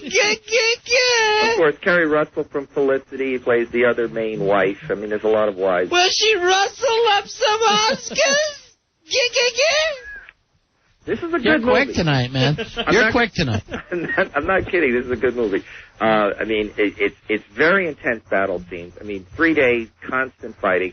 Also, the guy is extremely religious. Does he put, blue on one side of his face and go in that whole angle? It's strangely enough, it's by the same the writer who did Braveheart, Randall Wallace, and there was a lot of comparisons to Braveheart, but I consider this a better movie personally. Are they wearing kilts in Vietnam? No, there's no kilts. Then there shouldn't be that many comparisons. Well, I'm just saying. Do they have guns this time, or are they still hitting people with axes? No, but I'm saying this is a very patriotic movie, and he's extremely religious and highly educated, the Mel Gibson character. He's always getting down on one knee all the time, praying with somebody. Sam Elliott. I don't understand. Kevin saw this movie. I think he probably knows it better. Hey, Kevin, you're on the Fez. Kevin. Hey, what's going on? Yeah.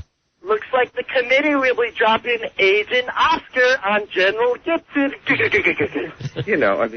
Actually, a lot of very graphic violence. As far Hey, as... Walt, you're on the Fez. Walt, what do you got, buddy? Oh, I don't know. I got a lot of pressure nowadays. I made 2 of your promos already. That was my I Am Sam one. But this time I got, and We Were Soldiers, Mel Gibson knows what Oscar wants. Don't worry about that one making a promo. Yeah, that's no problem. So, this is, I would say it's a very violent movie. Hi, Chris. Chris, you're on the Fez? I think this is Mike. Kinnear and Klein going for Oscar. I had Chris Klein impression. Oh. Imitation, so I was going to do him a thing, but did he sound like Chris Klein? No, he's just doing a blurb. We got Joe Pooh on the phones. Ah. Joe Pooh's going to be our new phone guy. Really? Yeah. Hey, Jeff, you're on the Fez. Hey, Jeff. We were soldiers marching our way to Oscar. Is that what you're saying, Paul? I'm saying this is a very violent movie as well. Talking about Agent Orange, it was like napalm, peoples with their whole... Melissa, are you sure you get enough at breakfast? I just feel like he was a breakfast. I know that he ate all 4 plates of food and everyone else walked away hungry. And then they paid and he didn't. Right, and broke. I'm just saying, a very enjoyable morning conversation, and, nothing went to waste. Are you saying let Saigons be Saigons and let When We Were Soldiers win the Oscar? Very, very violent movie. And as I say, the napalm, one guy gets his his whole face turned to jelly while he's being taken away in the helicopter. That sounds great. They'll have the Oscar in the napalm of the hand. Again, Vietnam War movies usually very bitter and angry. This one's happy. This one's happy and carefree. Happy. Hey, little Lene wants to say something to you. Paul. Leave my mother alone. Otherwise, I'm going to kick your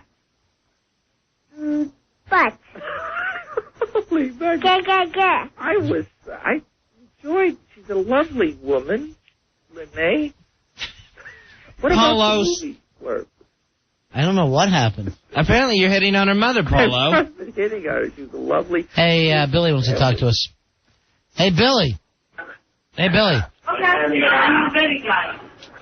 Billy. Billy Staples? It's a great hoot turn here for Billy, we can't understand you. What are you saying? I don't. Billy. Can I get somebody on the phones? What the hell was that? Now, Billy was supposed to be at Hooters for us, Fez. And that's what we get. We may have left him down there too long. Oh, my God. He's a nice guy. Everybody all right, Paulo. Yes, sir. That was great. Thank you. All right, so this is your film this year, right? This is the big movie of the year, yeah. #1 Oscar contender, 2002. All right. Thanks, Polo. Your life is a movie. All right, boss. Yeah, boss. I'll call you from the sucky bed. Bye-bye. Hey, so the wife's still in the hospital, Polo? No, actually, I had to get her out this morning. She was there for a couple of days. She was supposed to have 1-day surgery, but they kept her because they took out more scrapings.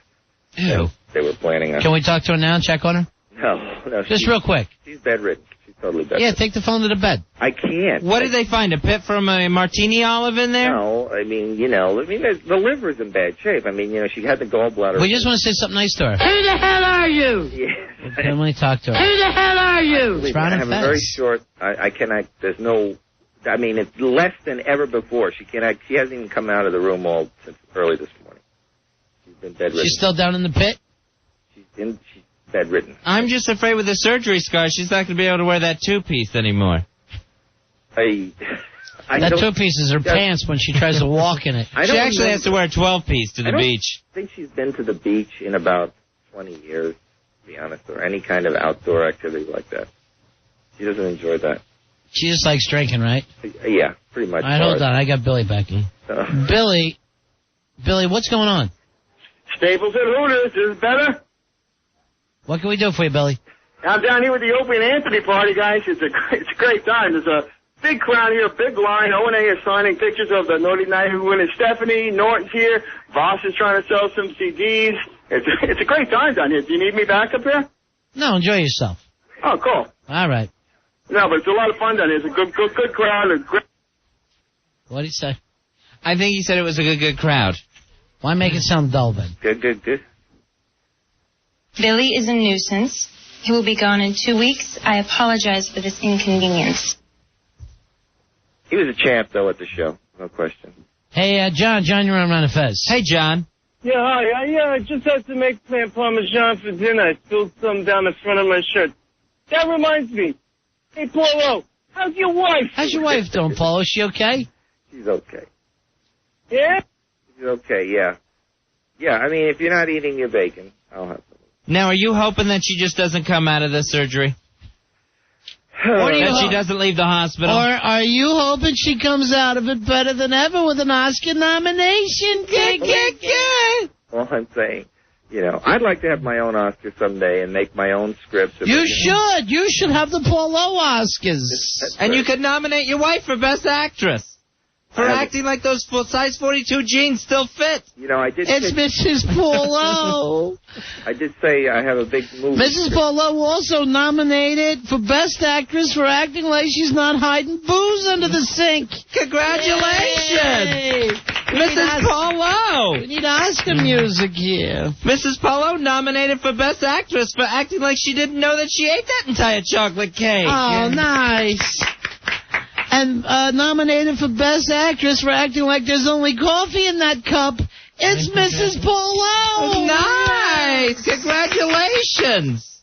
I mean, hopefully you guys will help me get my script produced. Sure we will. And then she'll be nominated for Best Actress for acting like she doesn't need to shave those legs this month. It's Mrs. Polo. Oh, congratulations, Mrs. Polo. The acting nomination goes to Mrs. Polo for acting like there's no stench coming from her lap area.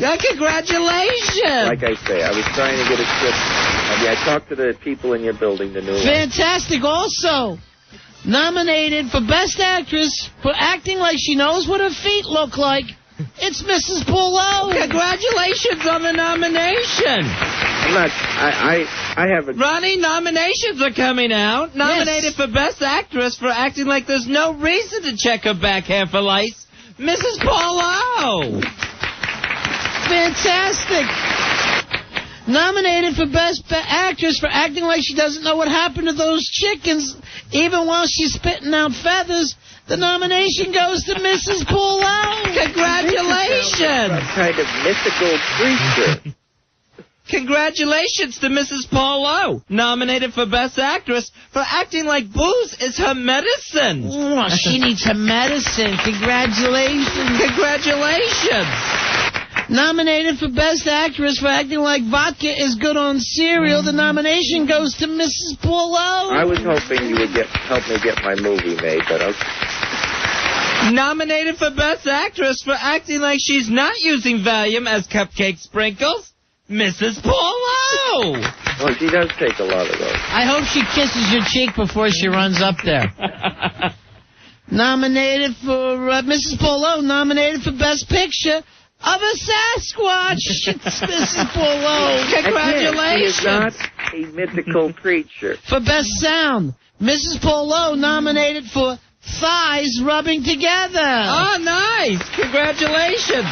Also, a second nomination for Best Sound, Mrs. Polo for Cellulite Sitting on Vinyl.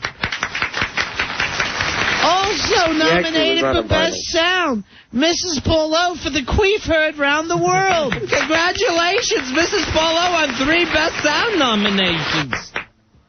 Well, I mean... Nominated for Best Supporting Role, any bar stool that can hold a fat ass. Congratulations. Actually, I don't like the bar stools myself.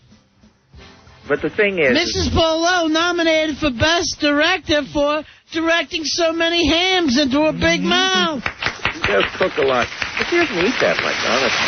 Mrs. Polo nominated in the Best Foreign Film category for the day she finished off the China Fun restaurant's entire buffet. Congratulations on the nomination, Mrs. Polo. Nominated for Best Costume, Mrs. Polo for her Jabba the Hutt in a bathrobe look. Congratulations. I wish you would let me make, help me get, because I was talking to the new Nominated for Best Score, Best Original Score, for the bottle of gin she scored for giving up anal at a Florida rest stop, Mrs. Polo. This is not the movie. Nominated for Best Song, it's Mrs. Polo for singing Chili's Baby Back Rib songs in her sleep. Congratulations. I want my baby back, baby back, baby back, baby back. This is not Chili's Baby Back Ribs. Barbecue sauce. I have a very good movie in mind, and, you guys, in a certain way, you're trying to make Best Cinematography nomination going to the Hubble Telescope for taking the first photo that includes Mrs. Polo's entire body. Nominated for Best Makeup, it's Mrs. Polo for the I'm so drunk I just rubbed my lipstick all over my face look. Congratulations on the nomination. She's sweeping, Fez. It's a sweep. She could be a good actress, but that's not really the point. I'm trying to... Nominated for Best Visual Effects for the way her belly flap makes it look like she has 4 different sets of breasts. Don't tell me. It's Mrs. Polo. She's not that... Wow, it's Oscar Polo. It's really her mental illness. Oscar. Congratulations. Thank you. Here's Joe. Joe, you're on Ron and Fez. Hey, Joe. No, this is Chris Klein. This is...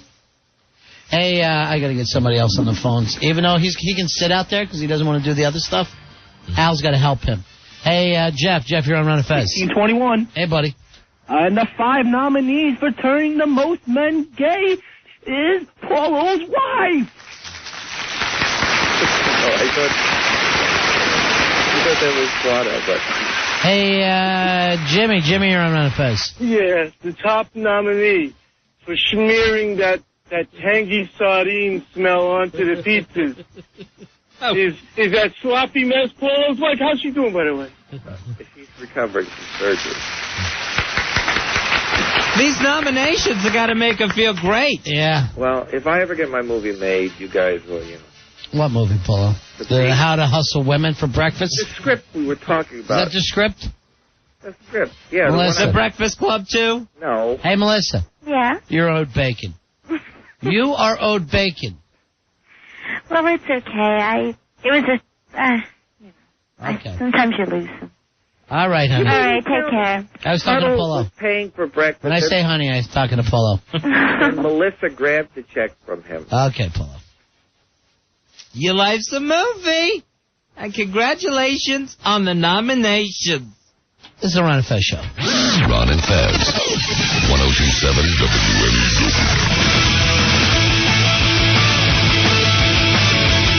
Ron and Fez reminding you that tomorrow you have a chance to win a trip for 2 to Panama City, Florida for spring break. You'll be going with our interns, and you'll get to check out a special advanced screening of National Lampoon's Van Wilder, starring Tara Reid, then party with the Hawaiian Tropic Girls at Spinnaker Beach Club. Must be 21 years or older to win. We'll do that on tomorrow's show. Opie and Anthony are hanging downstairs right now, Fezzy, at the Hooters, 56th and 7th Avenue, and Billy's down there with them. Hey, Billy? Hey, Billy. Hey, fellas, inside here at Hooters, right by O&A. Big line, a lot of pictures. Got the beautiful Naughty Nighty winner down here. Ashman, retarded, whatever. Hey, Billy, I had a thing that Opie wants to say hi. Yeah, hang on, guys. Hang on 1 second.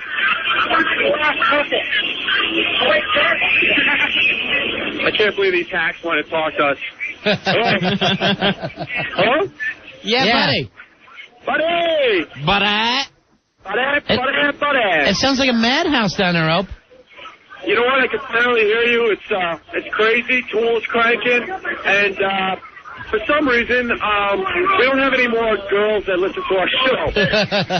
I think it's the Norton factor. I haven't seen one box down here, except for the Hooters girls, of course, and Stephanie, the winner of the Naughty Nighty contest. Hold on a second. Someone wants to say hi to you. Hey guys, what's up? Yeah, it sounds like. God. I am sitting next to Jim Norton, who is signing autographs. He doesn't sign them like normal people. He's writing nice big fat C. I want to suck your C. Hot big black C. And these people have no clue what they're getting themselves into. No. We'll be finding those on eBay. I'm thankful. And then I'm just hoping they show their parents or brothers and sisters in the clergy the next day. See, why is he admiring your C? How you guys doing? We're hanging out. Just let us know if you want us to get you out of there. Oh, my God, it's so loud. Now I'm making a bad radio thing because I can't hear you. And it's my fault because they could hear you. Should I just drop the phone and make it like there was an accident? Drop the phone and act like you're not going to ski. Okay, I'll do that. All right, buddy. It doesn't seem like I can't hear you. Right. All right, we'll talk to you later, pal. By the way, Assman is down here? Yeah. Right. What happened? He got stapled. He lost half of himself. I didn't think that stapling stuff worked. Yeah, it works for everybody. Apparently it does. Oh, no, the phone's falling. Oh, no. Oh, no. All right, see you later, bro. The phone fell. All right. Opie and Anthony at the Hooters, 56 of Broadway in Manhattan. Sounds like fun. I'm having a good time. Norton's so antisocial. Join him. Get that X-rated autograph you've been hoping for. 877-692-1027. So we wanted to send Joe Pooh down there, Fezzy. Right. Doesn't want to do it. Why wouldn't you not want to go to Hooters for an O&A party? I don't know. He says he'd rather run the phone, so he's running the phones tonight. We sent Billy. Well, he said Billy's better at that kind of thing. Oh, yeah. Now, when you hear Billy, does he sound good to you? No. Does that sound like good radio? Is that our personality guy to throw it to? He couldn't even get the phone to Opie. What, is the job too difficult? What, you don't have enough experience? You're not smart enough? I wouldn't mind sending the Jobber or Kenny Allen out next time. We need somebody who wants to be on the radio. Someone who enjoys that stuff.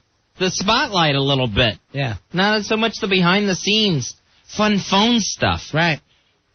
That I guess is such a great glamorous job. All right, what else is happening, Fezzy? All right, now, Ronnie, news from Broadway here. Broadway. The production of Chicago going on now. They had Lou Gossett Jr. in Chicago.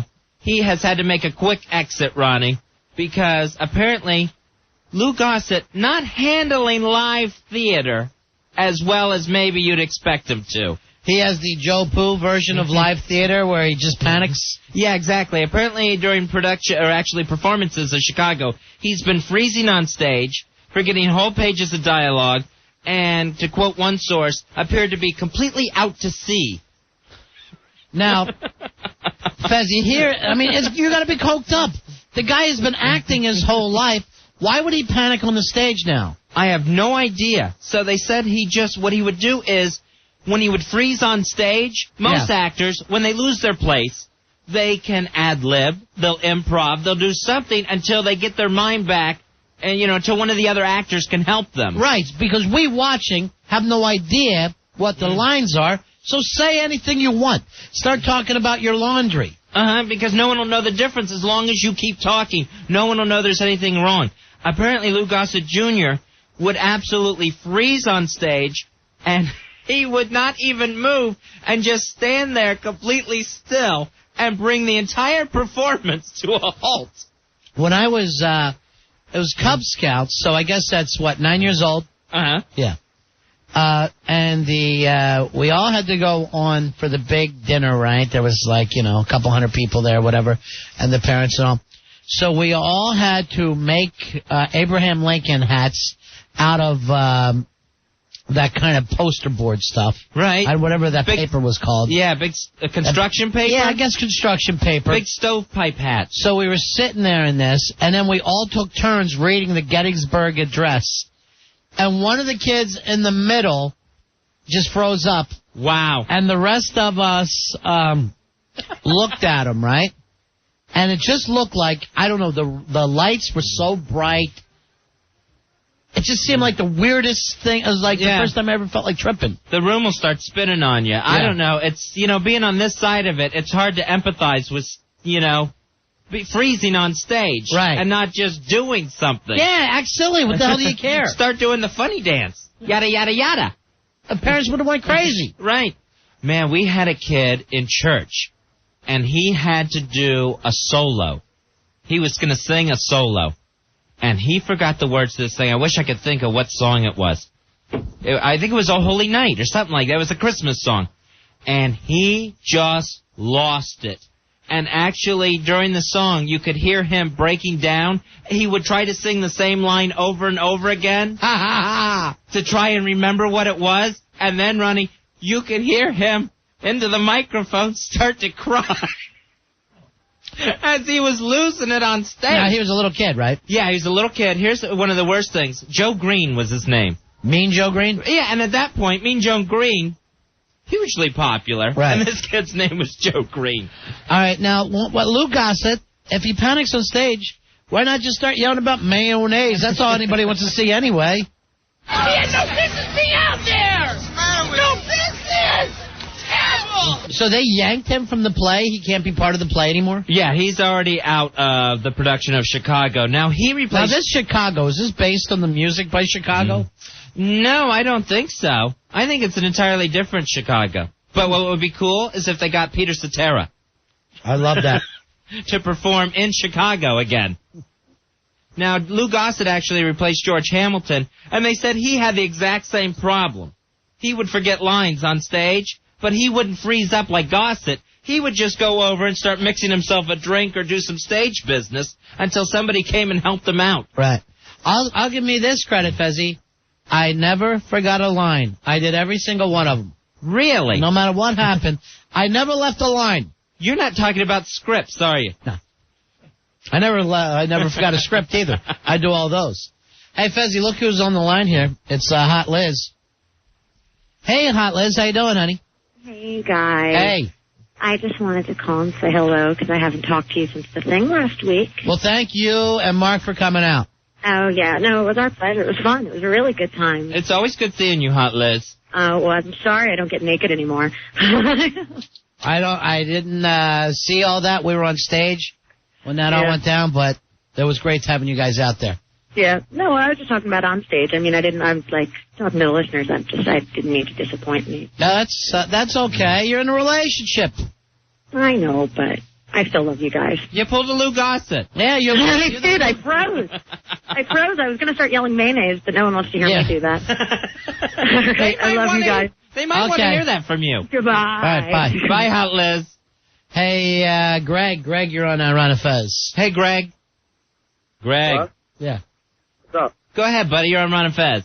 All right. At my high school, we have a middle school that's part of it. And the middle school was putting on a play. They were doing Grease. And during a kissing scene, one of the guys chickened out on kissing the girl. And the senior yelled from the back of the room that he was gay. And he just started bursting out in tears in the middle of the entire school. It was so awful. I love hearing about a stage choke. Yeah, but I never laugh at a heckle. I feel like that guy in the back, get on stage, Dan, if you're so cool. Yeah, I know. Instead of yelling so he's gay. Yeah. All right. People do have a tendency to panic on stage, I guess, though. Yes, they do. It's just you walk out there and it's a completely different world. All right, here's our former Broadway star and buddy, Mikey Day. Mikey Day, what's happening, pal? Hey, guys, what's going on? Hey. I once did a production of Music Man with Ken Berry, and my big thing was... Ken Berry from Mayberry RFD? Well, from F Troop, yeah. Yeah. All right. And Mama's Family. Yes. And I had a big song called Gary, Indiana. I played Winthrop, Peru. Uh-huh. And I started singing, and I absolutely went blank. And I just started humming the song, and nobody knew the difference. Sure. Sure, you're a pro. You just keep going, baby. At that age, you're a pro. You just come along. At 12 years old, I guess you just keep going along. Hey, Mikey, Fezzy's been doing a Mikey D impression. Oh, let me hear it. I've been working on this, and I think Lene reminds me of a young Carter. And ain't misbehaving. Does it sound like that to you, Mikey? Yeah, he's got it right on right on. I'm doing my best. He's working. Keep working on it. It's a combination of Linda Richman and Friday Fright. It sounds like Friday Fright. I was just about to say that. All right, Mikey. Okay, guys. See you. So I'm on Broadway with Ken Berry. How many people can say that, Fez? I love it when one of those stories starts out that way. We're working little club in the Catskills. Anything like that's great. It's a production of The Music Man. I get a solo, standing next to Ken Berry, who's watching me. I'm supposed to sing Gary, Indiana, Gary, Indiana. I get the Gary out. I can't remember what state. And I lose it right there in front of Ken Berry, Mr. Mayberry RFD. I start singing Gary Coleman, Gary Coleman. So people left me around. I can't even do the impression, but I'm trying to do a half an impression of you doing an impression. Hey, John, you're on Ron and Fez. Hello, John. Hey, guys. Hey, buddy. When I was a kid, I was in elementary school. I was singing in a solo. It was Bridge Over Troubled Water. So I blanked. Totally forgot the lines, and the whole school made fun of me. So I probably spent 20 years trying to forget it. The other night I'm watching the Olympics. Who's singing the damn song? Willie Nelson. So now, anytime you hear it, you're just put right back on stage. Oh, absolutely. And Willie Nelson made it that much worse. Okay, sit. Good. 877-692-1027. Now, Al Dukes actually has stage fright during meetings. Have you noticed that? That is true. When the spotlight is on him for a meeting, if the meeting has to run anything, right? Forget it. He will just not say anything. And he'll start, and we were at a meeting, and Jeremy Coleman was there. He started to just act like he was doing stuff with his papers, and they go, can we get that schedule? And he was like, and we knew he had one. Yeah. We knew he had one on there. Al, what is it about when people are around and they start looking at you? You can't come popping in here as gay as a cricket. I lose my concentration because I just start wondering what on me they're looking at. But they're looking at you because they've asked you a question, and then you don't talk. Like they're staring at your breasts? Is that what you're saying? Anything. Unfortunately, Al's a hologram, so all he can lend is moral support. Just really anything. I just start thinking of my hairline, the shirt, I mean anything. Everything goes through my head as soon as it clicks that people are staring at me. I'm Angel Al. Al, maybe what you'd like to do is memorize a scene and then do it the next night of fights where you can go out there and break this. Maybe do some Shakespearean acting or something. A dramatic monologue? Something like that. But as soon as I would hit the stage, I would forget the first line, and then I'm screwed. And maybe you had stage fright and you forgot you were boxing last time we seen you. And you just froze up there. Yeah, it's a weird feeling when you walk out there. And I'll guarantee you this, Al, we are all staring at that hairline. Yeah. But we're used to it by now. Even Jeremy said, what's wrong with Baldy? He's not doing his work? Why does Baldy have such a big stack of papers? Now, you were aware that last time we were in a meeting together, you froze up a couple times. Yeah, I didn't talk as much. But it was your meeting. You were supposed to be running it. You were running the meeting. And then finally, the promotions people were just saying to us, look, we can't seem to get this out of Al. That's why we had the meeting. She called and said, we can't seem to get the information out of Al. So we all sat down. You had that huge stack of papers, and you shuffled them a little bit and really didn't say anything. And it was I had given her all the information. I wasn't sure what she meant by that either when she said that. People like people that go, hey, I'm in charge, I'm running things. Don't worry. That's what they were looking for you, to maybe not hand out papers, but to be a human being talking with other human beings. That's why that meeting actually got more tense for you, Al, because it turned out promotions ended up giving you the third degree, asking you question after question of things you knew the answer to. No, and there was, 5, 6 of us, and you knew us all. Right. So why panic? Because it was strange to me because I'd given her all this information, and then she said the phrase, I wanted to hear it from the horse's mouth. Like that, me saying it wasn't good enough for her.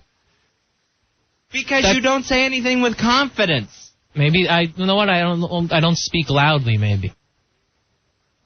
But you let her say that to you. Do you realize that? Yeah, I heard her say that and was thrown off a little bit. Like, why would she say that? All right, you play her and I'll be you, and you're talking to Fez. Okay. All right. I wanted to go over a few things here about where this is gonna take place and how this all works. I talked to Al about it, but I wanted to hear it from the horse's mouth. Hey, honey, I want you to understand something. You're looking at the horse's mouth right here. Anything from Ron and Fez runs through me. I don't need you bothering them. Tell me what you need, and I'll get it for you. And you say it like that. Oh, that's good. Yes. That's good, Ronnie. And then she would go, hey, no offense. Instead, you sat there like a big gay cricket and let people talk over your head. Then you were asked a question. You don't say anything. And then the snickering starts. And now they're laughing up and down the hall. And now there's the big pile of paper jokes going on. I had everything. I just had that on me at the time that the meeting was called. She was leaning on you like it was the third degree. Right. You were getting questioned because you wouldn't give her an answer. Because I had given her the answers already. Like you were a Cuban refugee and she did not believe that you were never in prison before. I gave her the answers. That was puzzling me why she was asking me the same questions. She already had the answers. Well, then at least say that much. Didn't I go over this with you? Didn't I tell you that the main event is me versus Joe Pooh? Why are you dragging Ron and Fez in here? And Al, it's not like you were up against a really tough cookie in there. You know, some mad corporate woman. Right, no, that's true. I'm generally not intimidated. No, you always are. Are you nervous right now? And she used that situation in front of the boss to act like I'm the dominant one, not this Al. I didn't look at it that way, but yes, I see that. I mean, that she took that opportunity of you freezing up to make it look to the boss that this is her gig. Right. She's running the show. Just to show him, hey, I'm in charge in this place. And look at the job I'm doing. I'm putting this whole thing together despite no help from Al. And you know that's not true. That's not true. That's not true, is it? Not at all. She had Rory. Hey, Brian, you're on Run Fez. Hi, Brian. Hey, how's it going, guys? Hey. Good, buddy. Good. I was doing this major fundraiser, all sorts of celebrities in there, hanging out. Like who? Huh? Like who? Give us some of the celebrities. Who'd you have? Ozzie Davis and his wife. Oh, and B. Davis. What was this, Uptown? Yeah.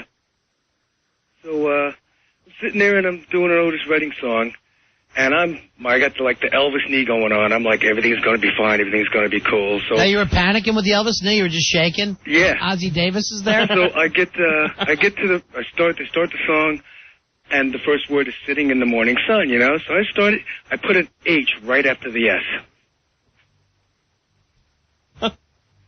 And everybody's So you jaws, cussed at the lovely Mrs. Davis and her husband Ozzie. Everybody's mouth flew wide open.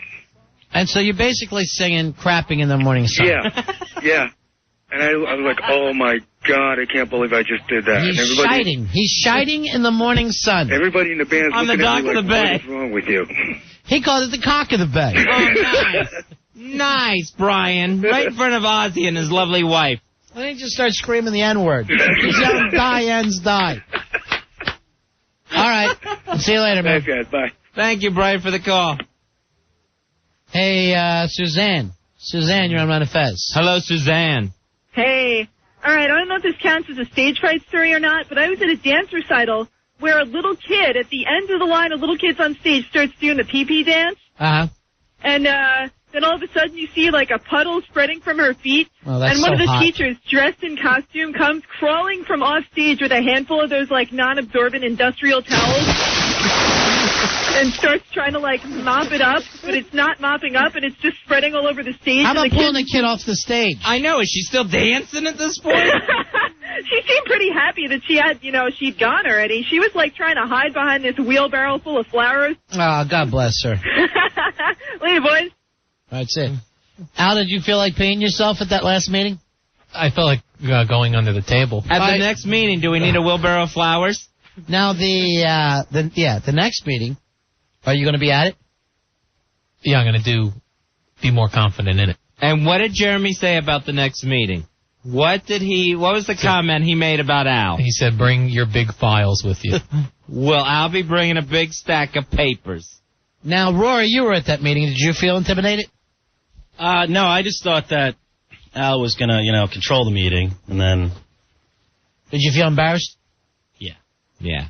It seemed laid back to me. I didn't think it was a meeting that had to be controlled. It was 1 week... Everything with inter-office things, somebody's always in charge. When it's your meeting, yes, it should be controlled. And when people are firing the questions at you, and you're... I don't know about my hair. It's very high. I hope... Hey, Bob, you're on Run Fez. Hello, Bob. Good evening. How are you guys? Good. What can we do for you tonight? I just had a funny stage story, too. I was a high school musical director and had a kid fall sound asleep on stage in the opening scene. Boy, that is the opposite of stage fright. That is stage comfortability. That's a kid on Valium. I'm not sure if stage comfortability or half dead. I'm not sure, but it was one of them. All right. Thanks for the call, Bob. Thanks a lot. 877-692-1027. I'm trying to think if I even know anybody who passed out on stage. I can't even think of that. I mean, if any time you're going to stay awake, that would seem to be it. Yeah. We had a bridesmaid faint at my sister's wedding. A lot of people in weddings faint. I don't think they're used to those kind of clothes. No, And standing that long, and weddings are hot. I don't care when you have them. Yeah. Weddings, if you're in a wedding and you're in wedding clothes, you're sweating. Yeah. You're sweating like Eddie Trunk at his wedding. Just sweating it out. That's what Al feels like when he's in a meeting. Like he's in a bridesmaid's dress. Like he's going to be married to Ethel for the rest of his life. And you're getting to say, I do. Hey, Pat, you're on Run Fez. How you doing, Pat? Hello, Pat. Hey, what's up, man? Yeah. Yeah, my son, last September, my son goes to Grady High School in Brooklyn. They were doing a presentation in Greece. Nice. And he gets out, and he was from the song Grease Lightning? Yeah. And the PA system goes out after he says about 3 words. The kid drops the microphone on the floor, steps out to the footlights, and belts it out a cappella. People love that, man. All right? That's cool. The kid is no fag, Fez. No, Fez, just because he's in theater. There's a lot of straight guys in theater. Nathan Lane? No. Really? No. What a true...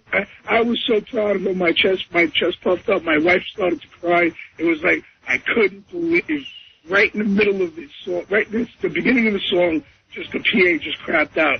And he took it like a trooper. He stood up there, walked right out to the footlights, and just belted it out. And whipped their ass. And just kicked them a new ass. All right, thanks, Pat. And everybody just screamed. You got a standing ovation for it. Excellent. Al, when are you going to get a standing ovation? At the next meeting? When are you going to knock down your microphone and just step up to the footlights? The next meeting. I guarantee you, the next meeting, I'll be staring right at you. I'm going to stare at your hairline and your nips. See, that's not good knowing that going in. You need to know you the man. Should I bring Earl in? I don't think that would make any difference, positive or negative. You're already in trouble going into this with the boss making jokes about your big stacks of papers. Would this be a better idea? We let Roy take over the meeting like all the rest of your work? No, that's not a good idea. Let me ask Roy. Roy, who would do it better? I could definitely do it a lot better. Wow, that's confidence. That's stepping up to the footlights. He pretends to be tough, but it comes across as not really being tough in those types of situations. Nobody asked you to be tough. We're asking to lead the meeting. You don't have to beat people up. We're not asking them to go in and punch people in the stomach. How do you realize you don't arm wrestle in most corporate meetings? Right, but I try to treat people nice. By what? Ignoring their questions or refusing to answer them? You think Rory has a reputation around the building as not being nice to people? No, I could see it where it might happen soon down the road. You're like Kenneth Lay on the stand talking about Enron when you're in a meeting. What is your fear? What's Rory going to do? Well, he gets very demanding sometimes around people, but not in a nice way. It seems kind of... Like who has he been demanding for?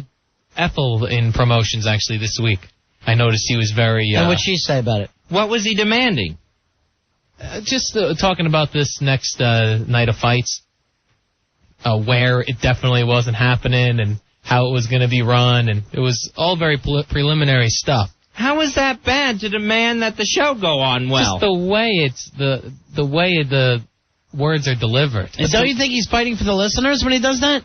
Yes, but there's, I think, a way to do it nicely. And it's also to light a fire under her ass, get her going, get her started. Oh, I like the way he talks. I like the way this kid talks. I know.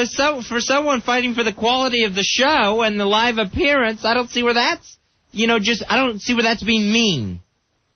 And the other thing is you're saying that people are going to stop like me. How many people like you here at this station? I think a lot more people like me down here. We're going to have to play this thing again? That doesn't make sense. Saying that, It's so silly. You're already not liked. It's the same Joe Boo stuff. That's the most ridiculous thing. If you eliminate the O&A show, there's no one here that dislikes me. Earl. I count him as the O&A show. When? He is not. He's on there a lot. He won't even ski for him. I'm on there a lot. Am I part of their show? Fez does the show all the time. Is he part of O&A? No, I mean... Pharrell? And I don't care for you. All right, we'll come back. Jeez. We'll take a break. 877-692-1027. It's the assertive Al Dukes on the Ron and Fez show. Ron and Fez. 1027 WNEW. N-E-W. Ron and Fez. 1027 WNEW. We're Ron and Fez. 1027 WNEW. I was talking with Al outside. He told me Rory was his protege. Really? Yeah. I was laughing. So everything Rory knows, Al taught him. Huh. Amazing.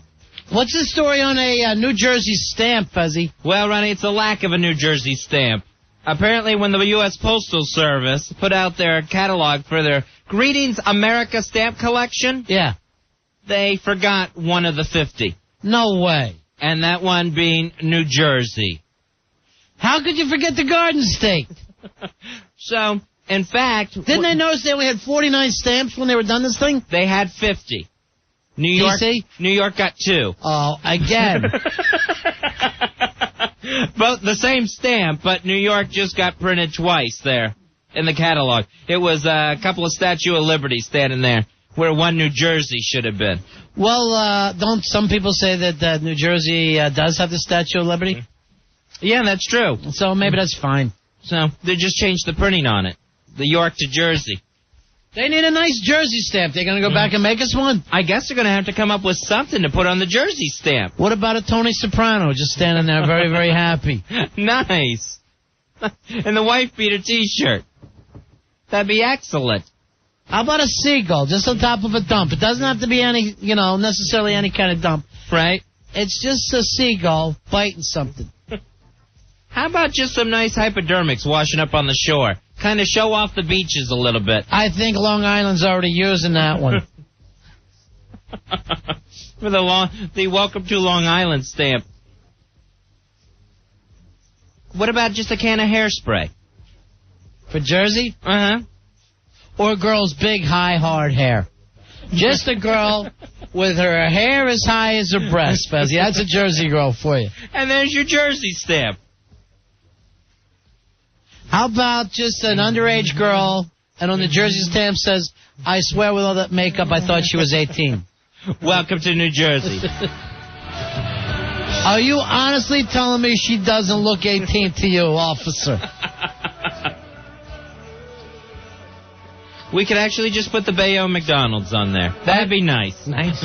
Spy report. All right, here's the spy report. Jersey owns the island of the Statue of Liberty. New York owns the statue itself. Oh, okay. Thank you, Andreas. And New Jersey pays the water and electric bills for the statue. All right, so how much water is she using? Well, the bathroom. Oh. Yeah, you got to have the bathroom. Are they getting any of the money from it? Jersey? Plus, you got to admit, most of the time you're up there, you're looking at Jersey from there. So that's not a bad situation. That they're paying, they own the property. Sometimes they'll just say, hey, look, get your effing statue off our island. or we shut down the toilets. Everybody loves Jersey, though. The whole country loves to come to Jersey. What about for the Jersey stamp, just a toll booth? Oh, that's nice. People, from around the country, like especially the West Coast, they have no effing idea what the toll booths are even for. They pull up to them. They stand there stunned. When you are out west, you're driving for free. Why, when you're on the East Coast, you got to pay for every damn thing? Every 15 feet. What is it about the Jersey Road that should be so damn expensive? I have no idea what the attraction is. Drive all the way through Utah, Nevada, Colorado. It's all free. Jersey, excuse me, it's going to cost you a little bit. I guess it's for the beautiful scenery. You're paying for the view. Maybe that should be the Jersey stamp. You're paying for the view. Nice. How about just a tree wearing an oxygen mask? The New Jersey stamp. Hey, Fonzo, you're on the Ron and Fez show. What do you want to see for the Jersey stamp? Hey, Fonzo. What's going on, guys? Yeah. Hey, how about a group picture of Bon Jovi? Break yourself, fool! Bon Jovi fan since day one. That would be nice. Yeah, they could use the album cover from New Jersey. Bon Jovi fan since day one. Maybe a nice slippery when wet stamp. Well, that Superman shirt that he wears. That Al always likes to wear in the ring. How about a Frank Sinatra stamp? And he's in heaven, sitting on a cloud, taking a dump on Hoboken. Jersey. Why can't they have their own stamp like every other state does? It's just mean. It's disrespectful is what it is. To exclude them from the America Greetings collection. Hey, John, you're on Ron and Fez. Hey, John. Hey, how are you? How are you, my friend? Okay, 11489. How about the Jersey stamp for the state police searching black guys? All right, here's the thing, and they should also put under it, and we do solve a lot of crimes this way. Racial profiling is great. It's not like the crimes don't get solved. Sure. Put on there, we lick crime, and then you can lick the stamp. That wouldn't be bad. Yeah. Hey, Eddie, you're on Ron and Fez. Hey, Eddie. Looking for a Jersey stamp. What's up, guys? How about King Kong Bundy on that sucker? Is King Kong Bundy from Jersey? Is he from AC? Yeah, somewhere down the shore. All right, who else? What other wrestlers? The guy with the flames all over him. He's Jersey. Oh, Bam Bam Bigelow, Asbury Park. Yeah, Bam Bam Bigelow would be perfect on a stamp. The original Jersey Giant, the Lake Gorilla Monsoon. Oh, God. Then I'd start stamp collecting. If this is the stamps we had, Fezzi, I'd be a stamp collector. I didn't realize it was the super heavyweights coming from Jersey. Sure, all the big guys. That's good. Hey, Bill, you're on Run of Fez. Hey, Bill. Yeah, Bill from Jersey City here. Hey, I'm my friend. I don't know what number, but I want to see the single finger salute saying Jersey's number one. That would be nice. Jersey's number one, and they're just flipping the bird. That would look beautiful on a letter. Oh, that's good. You know what? I'd probably start mailing more letters if I had that. To Jersey. I'd write to people at Jersey if I could send them their own stamp. Let's get Bruce back going. Not that I don't love Bon Jovi, but between the two, if we're going to go Jersey. Now we're talking, Fezzi. What about the Born to Run album cover where it's whites and blacks together? You're just hugging. Nice. Look, a couple of hipsters hugging each other. How about just the big man? It's Clarence Clemens. Oh, nice. Those saxophone stamps. All it says is big man. 877-692-1027. Hey, here's Eddie. Eddie, you're on Ron and Fez. Hey, Eddie.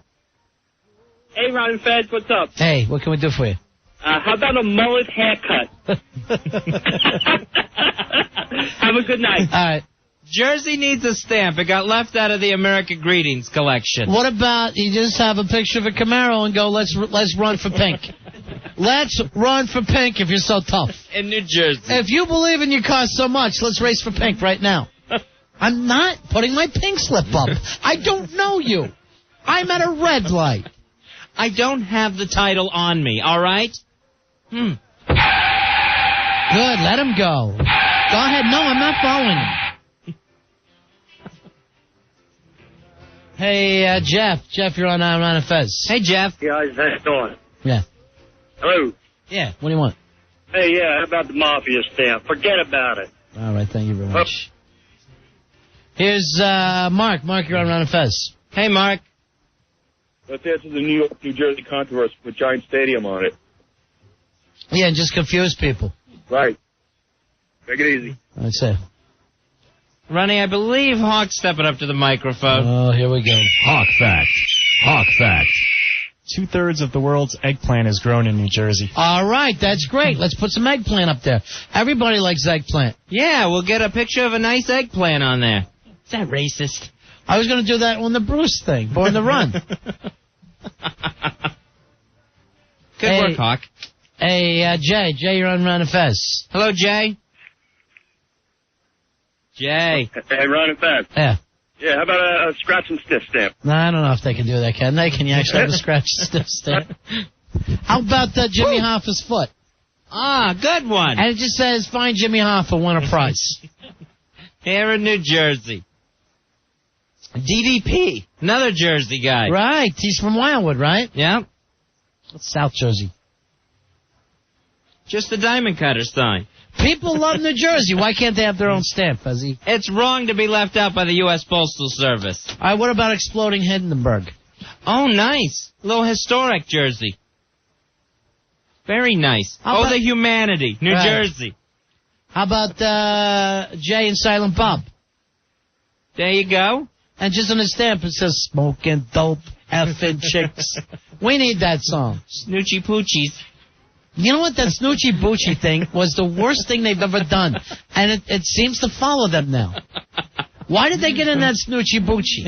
I have no idea why. Where it came from. That's when they suddenly turned into Laverne and Shirley's sidekicks. Hey, hello. Bill, you're on Ron and Fez. Hey, Bill. Hey, what's going on, Ron and Fez? How you doing? Yeah. Okay, how about the fish from The Sopranos? I used to talk to Tony Soprano in that Dream episode. No, it's just one episode, really. The Big Mouth Billy Bass? Would you rather have that fish rather than Tony on there or Big Pussy? How about come to New Jersey? We got Big Pussy. And there's just a picture there. That's going to attract me. You see that come to you on a letter. You're going to want to get that at return address and head to New Jersey. Suddenly you're going to get tourists. You know, dads are going to be driving the kids. Kids, we're going to Jersey. Everyone get in. I saw a sign. I like it.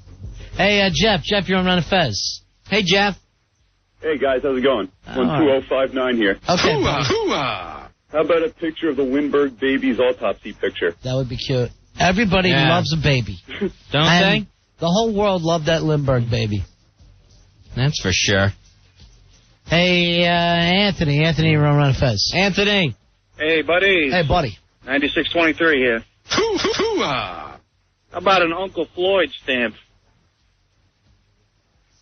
Remember him? Who's Uncle Floyd? What's the Uncle Floyd? Uncle Floyd. He used to have that TV show. It used to be on like around 11 o'clock on a Saturday night. You know, I never saw it. UHF show. It's like Channel 68 they used to have it on. All right, we'll look for that. Yeah. Check out Uncle Floyd. Sounds wonderful. Stamp worthy? I'm not sure. Hey, Jeff. Jeff, you're on Run of Fez. Hey, Jeff. 1621. How about a stamp that says no left turns? Yeah, good luck in the circle. Welcome to Jersey. Good luck running that circle. Yeah, no U-turns. You know, I don't see that anywhere else, those circles like you get in Jersey. And those things. Suddenly you're at Daytona 500. You don't even know it. You're just whipping around the circle over and over. I mean, if you have no experience, if you've never seen them anywhere else, you're coming in from out of town. Next thing you know, you're caught in that Flintstones trap.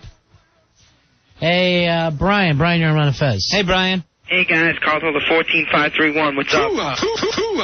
Why don't they just put a nice big picture of Joe Poo up there? Joe, were you ready for stamps? I'll be on the stamp. Hey, guys. Can I say a shout-out quick? No.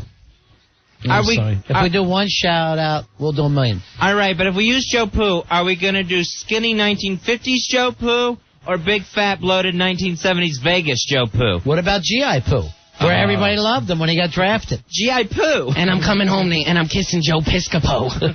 What about Joe Piscopo? And that big neck. And his babysitter. Together. His babysitter/wife. All right, maybe a nice Bayonne stamp for you. That'd be nice, just a diner on it. Welcome to Bayonne, New Jersey. Pimple on God's ass. Maybe just a pimple. Hey, Joe. Joe, you're on Run of Fez. Hey, Joe. Hey, what's up? Yeah. How about a big diner? You know, were diners invented in Jersey? I know it's probably, per capita, still the most diners in America. What a great idea, diner. God bless Mr. Diner, whoever came up with that. Growing up there, I thought it was like that all over the country. Every block a diner, then a bar. You freaked that someone had a tree or a mountain in another state. Hey, Paul. Paul, you're on Run of Fez. Hey, Paul. A stripper in a club with 20-foot-high ceilings. All right, the beauty of that is it could be a stripper there, and says doesn't matter what you look like, you can always work in Jersey. Oh, nice. Come to Jersey for employment. Employment opportunities await. Hey, Mike, you're on Run of Fez. Hey, Mike. What's up, guys? Yeah. Yeah, how about this? New Jersey, proud to be the home of New York football. Again, another shot that we can put Jimmy Hoffa's foot in. As you're crossing the goal line, somebody could end up tripping over Hoffa's foot. Or just Hoffa's foot kicking a football. Hey, Paul, you're on Run of Fez. Hey, Paul. Hey, what's going on, guys? Yeah. How about Raven? He's from New Jersey.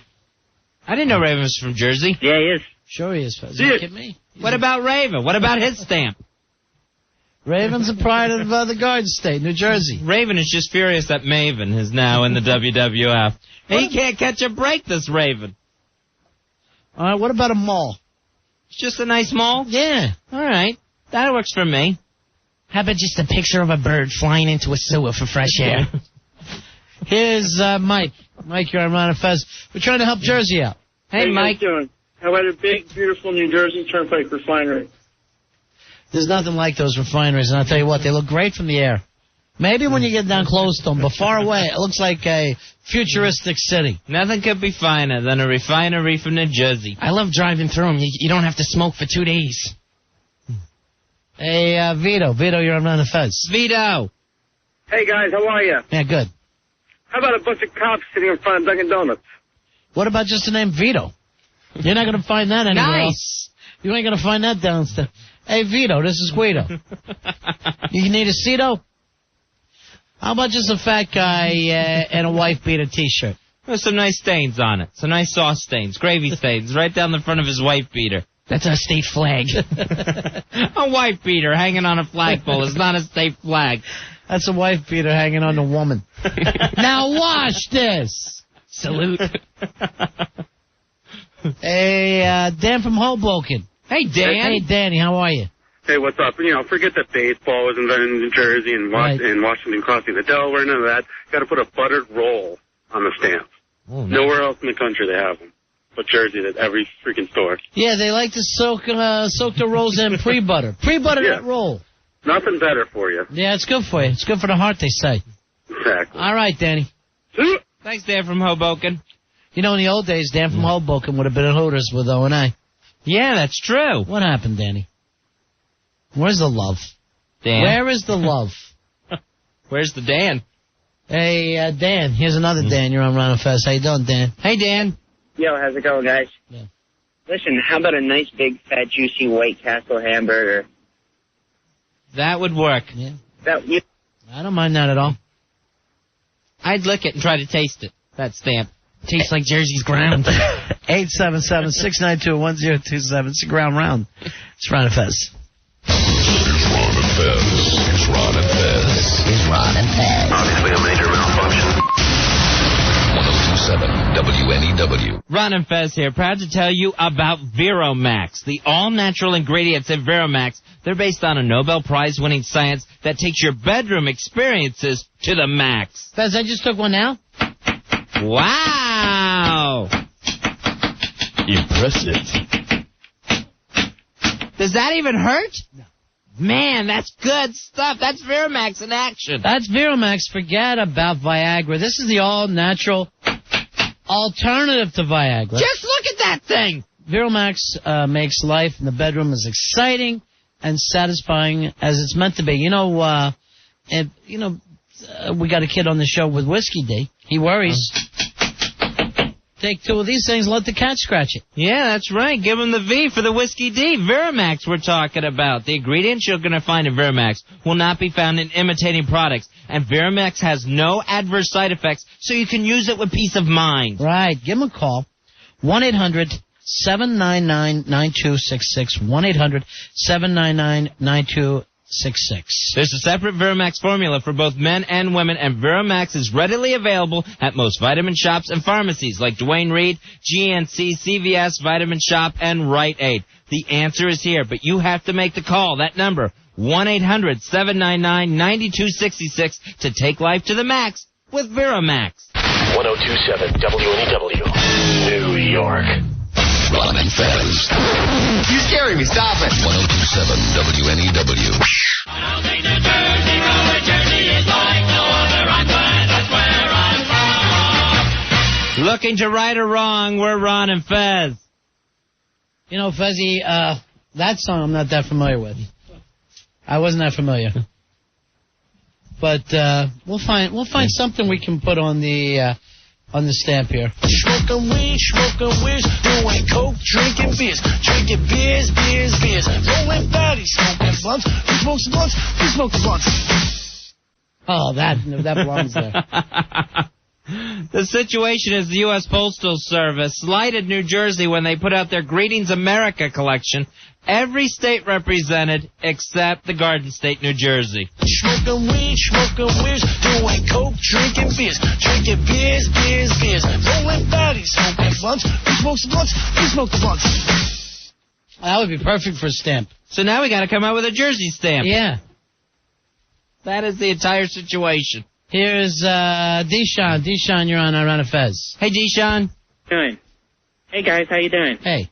All right, how about a Sweet Melissa stamp? She's very popular. Oh, no. Oh, no. Sweet Melissa from Jersey? Oh, no. Yeah. Oh, no. Oh, Yeah, oh, she'll no. be a very good president in Jersey. What's that? She'll be a very good president in Jersey and represent the state very, very well. Okay, thank you very much. You doing some goofy Jersey voice? I think it is. I hate. What about we have Sweet Melissa, but then just this on the stamp? Smoking weed, doing coke, drinking beers, rolling fatties, smoking blunts. blunts, we smoke some blunts, we smoke the blunts. All right, this was literally the theme song for me and Fez for the first 13 years of our partnership together. Smoking weed, doing coke, drinking beers, rolling fatties, smoking blunts, we smoke some blunts, we smoke the blunts. The very long title of our autobiography. We're Ron and Fez. Golly. Boy, does that sum it up easy. Yeah, it really does. Here's, your boy should have seen it. Hey, here's Dave. Dave, you're on Ron and Fez. Hey, Dave. Hey, guys, how you doing, buddies? What can we do for you? Hey, how about we put the New Jersey rest stops on the stamp? Every stamp is different. It's just a different rest stop. Rest stop's a New Jersey collection. You know, Jersey needs some respect, though. All right, this is the theme song to New Jersey. It's like the state song for one of them, right? They have two state songs? Yeah. Mm-hmm. Now, this whole song is actually about leaving Jersey. Yeah, it's their state song. How about a picture of Springsteen just running from Asbury Park? Heading to Beverly Hills. Just an exit sign would be nice. This is what he was singing when he was leaving, too. Smoking weed, doing coke, drinking beers, rolling fatties, smoking blunts, we smoke some blunts, we smoke the blunts. That's my new favorite. By the way, we have we went back and found some DAT tape that has everything that Sweet Melissa was saying the night of the last Night of Fights. I was going to talk about Night of Fights 2 tonight. Right. There is no talking with Earl. Whatever happened to him today on O&A, forget about it, Fezzy. It's, he's comatose almost. Yeah, he's, You know what he is? He's Cameron at the bottom of the pool. It's like he's catatonic. Cameron is just sitting there until you try and drown him. And then he won't save himself. Earl's got his dark glasses on. He's not looking at anybody. He's not speaking to anybody. He's just sitting. Is Earl, is he out in our little green room? You don't have to go down the hall after him, unless he's right there. If he's right outside the door, ask him if he'll come in. We'll see if he's out there. But he is not in the best mood tonight. No, He told me he has a pinball game. See if this makes him feel better, though. Smoking weed, look at me doing coke, drinking beers, rolling fatties, smoking blunts, we smoke some blunts, we smoke the blunts. It makes me feel great. All right, do we got that Sweet Melissa, who, of course, represents the Garden State? Do we have her live at the first Night of Fights? We have that. How long is this? Give me a finger, son. About 2 minutes? All right, this, who did we get the DAT tapes from? The engineer? Dave? Yeah, Dave gave them to me last night. All right, so Dave was the one who thought to himself, I'm going to keep raw footage, which is perfect. Exactly. He heard the Sweet Melissa moan of the night at the big-ass Night of Fights and thought, I'm rolling tape on this baby. This is a keeper. He told me he'd been jacking to it for 3 days because he has the Triple X version. Right, so this may be a little gummed up. Yeah. So, Sweet Melissa at big-ass Night of Fights 1. Oh, baby. Oh, you would have me right here. But everybody's watching. They'll see me. They'll see me. Oh, you're rubbing your against my I love her so much. Can I put my mouth on it? Do you mind? Really, really just hard. Oh, no. I love her myself on it. So wet.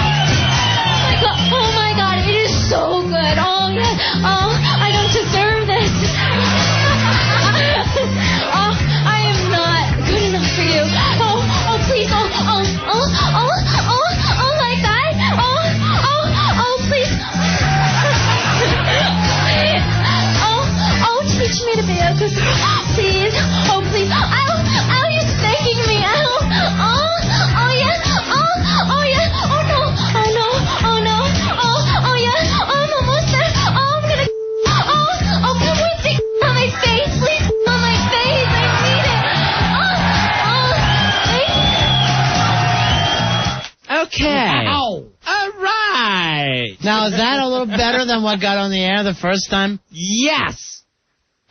My goodness. I was there. And this is unbelievable. Oh, when you said you were there, I thought you meant that you actually I was almost there. Had a woman turn you on. Earl, that's got to make you feel better. Earl's in the studio now, by the way. What's wrong, Earl? Is there anything we can do to help? I just want to be left alone, that's all. Who bothered you? Earl, does this make you feel better? Smoking weed, doing coke, drinking beers, rolling fatties, smoking blunts. Who smokes the blunts? We smoke the blunts. Look what they got him. What? Earl, you know our show's always been sanctuary for you.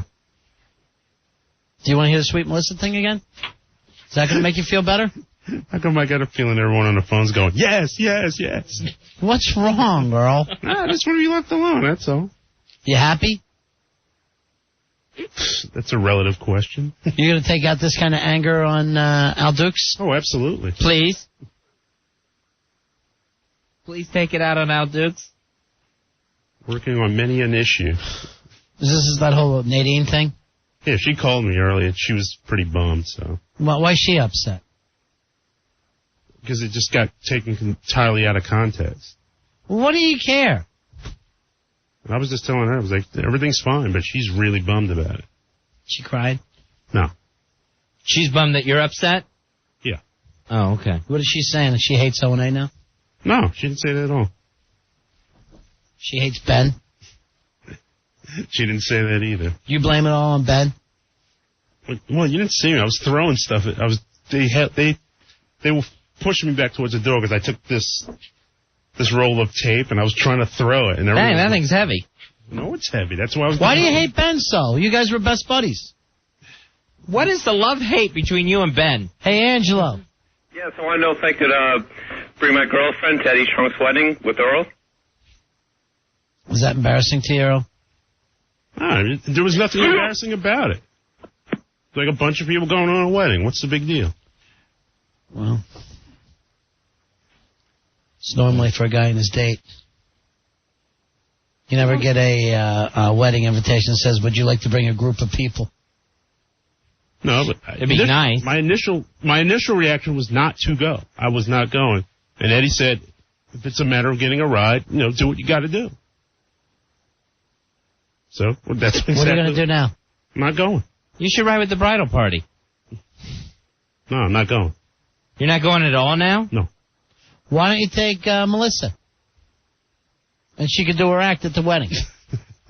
Listen to this, Earl. I think the priest. I want you to listen. Upset. This is her live. I wish that we had this, Fezzy, a picture of what the crowd's faces look like, because everybody's jaw dropped. They were loving this at the Big Ass Night of Fights and 1. She looks just like the girl next door. She had this little nice Catholic girl skirt on, and just looks adorable. And then the things she says. Oh, baby. Oh, you would have f***ed me right here. But everybody's watching. They'll see me. They'll see me. Oh, you're rubbing your against my I love that. Oh, I love her so much. Can I put my mouth on it? Do you mind? I'm really, really turned on. Oh, no. I love her myself. So wet.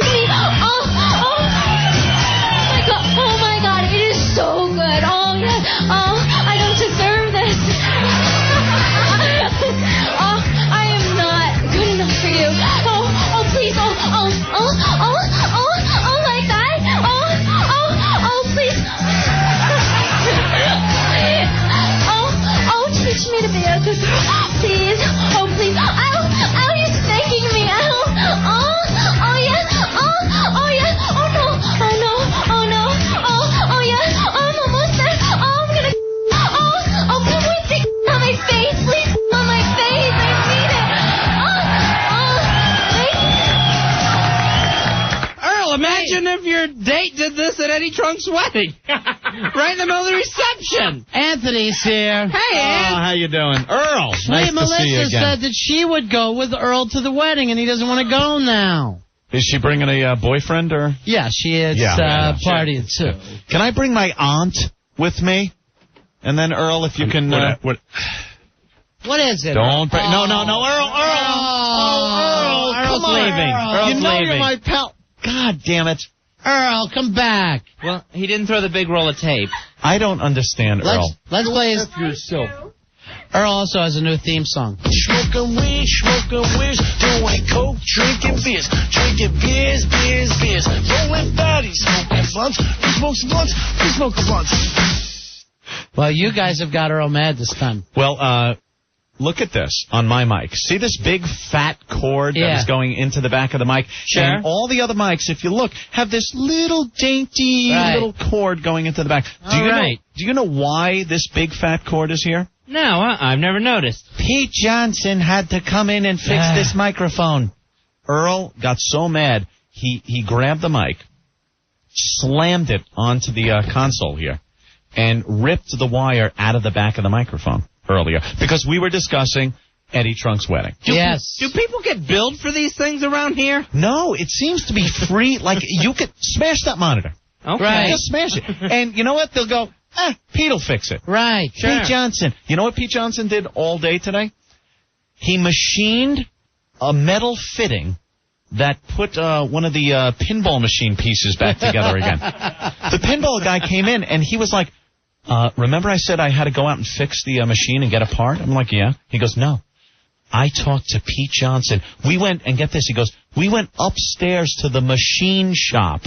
I didn't even know he had one. Dude, did you? I had no clue. We have a machine shop? Pete's up there. Since 47. Ever since. There's part of an old biplane up there. Marconi needed the machine shop. Richard Near's crazy. I wasn't sleeping that night.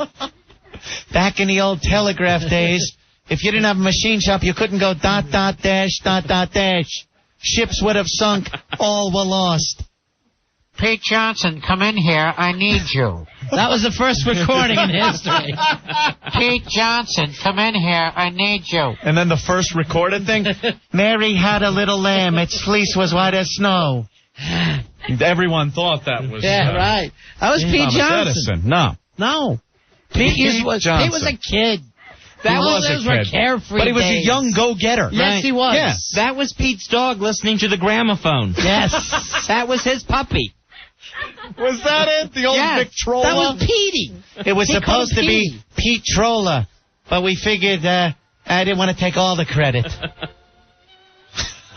There it is. Those were simpler days. It was a simpler time. All I needed was some twine and sorghum, and I could fix anything. And you'd have a radio station. And then for a nickel, you'd see 2 movies and get a hokey pokey. We'd go down to the Nickelodeon and watch the moving picture show. Pete, he'll fix anything. That's when I fell in love with Verna Loy. There'd be a newsreel, 3 shorts and 2 features. And I ran them all. The Kaiser surrenders. I had to get reacclimated when they got rid of tubes. I loved the tubes, the warmth of them, and how they looked. Their glowing presence made me feel good inside. You can't feel that way with a transistor. I would love to get a tour of the machine shop. I've never seen it, and I'm thinking, all I knew that was upstairs was 1010 Wins, the news station. Right. I didn't know that, there was a machine shop. You know what I saw hanging in the machine shop? The very first Scott Muni. It's just hanging up there. Wow. The prototype. Yes. Pete built that himself. Muni 1. Muni 1. Right. And it's hanging there as a tribute to him in that very machine shop where he was built. He's got a Radio Smithsonian up there. Now Earl's definitely throwing stuff around when you do Muni material. Don't talk about Muni. Yeah. I hear he asked Muni to go to Eddie Trunk's wedding with him, but Muni wanted to bring his girlfriend. Oh. And Earl said, I'll check with Eddie. Ask Muni 1 if he'll go. Oh, he's got a girlfriend, too.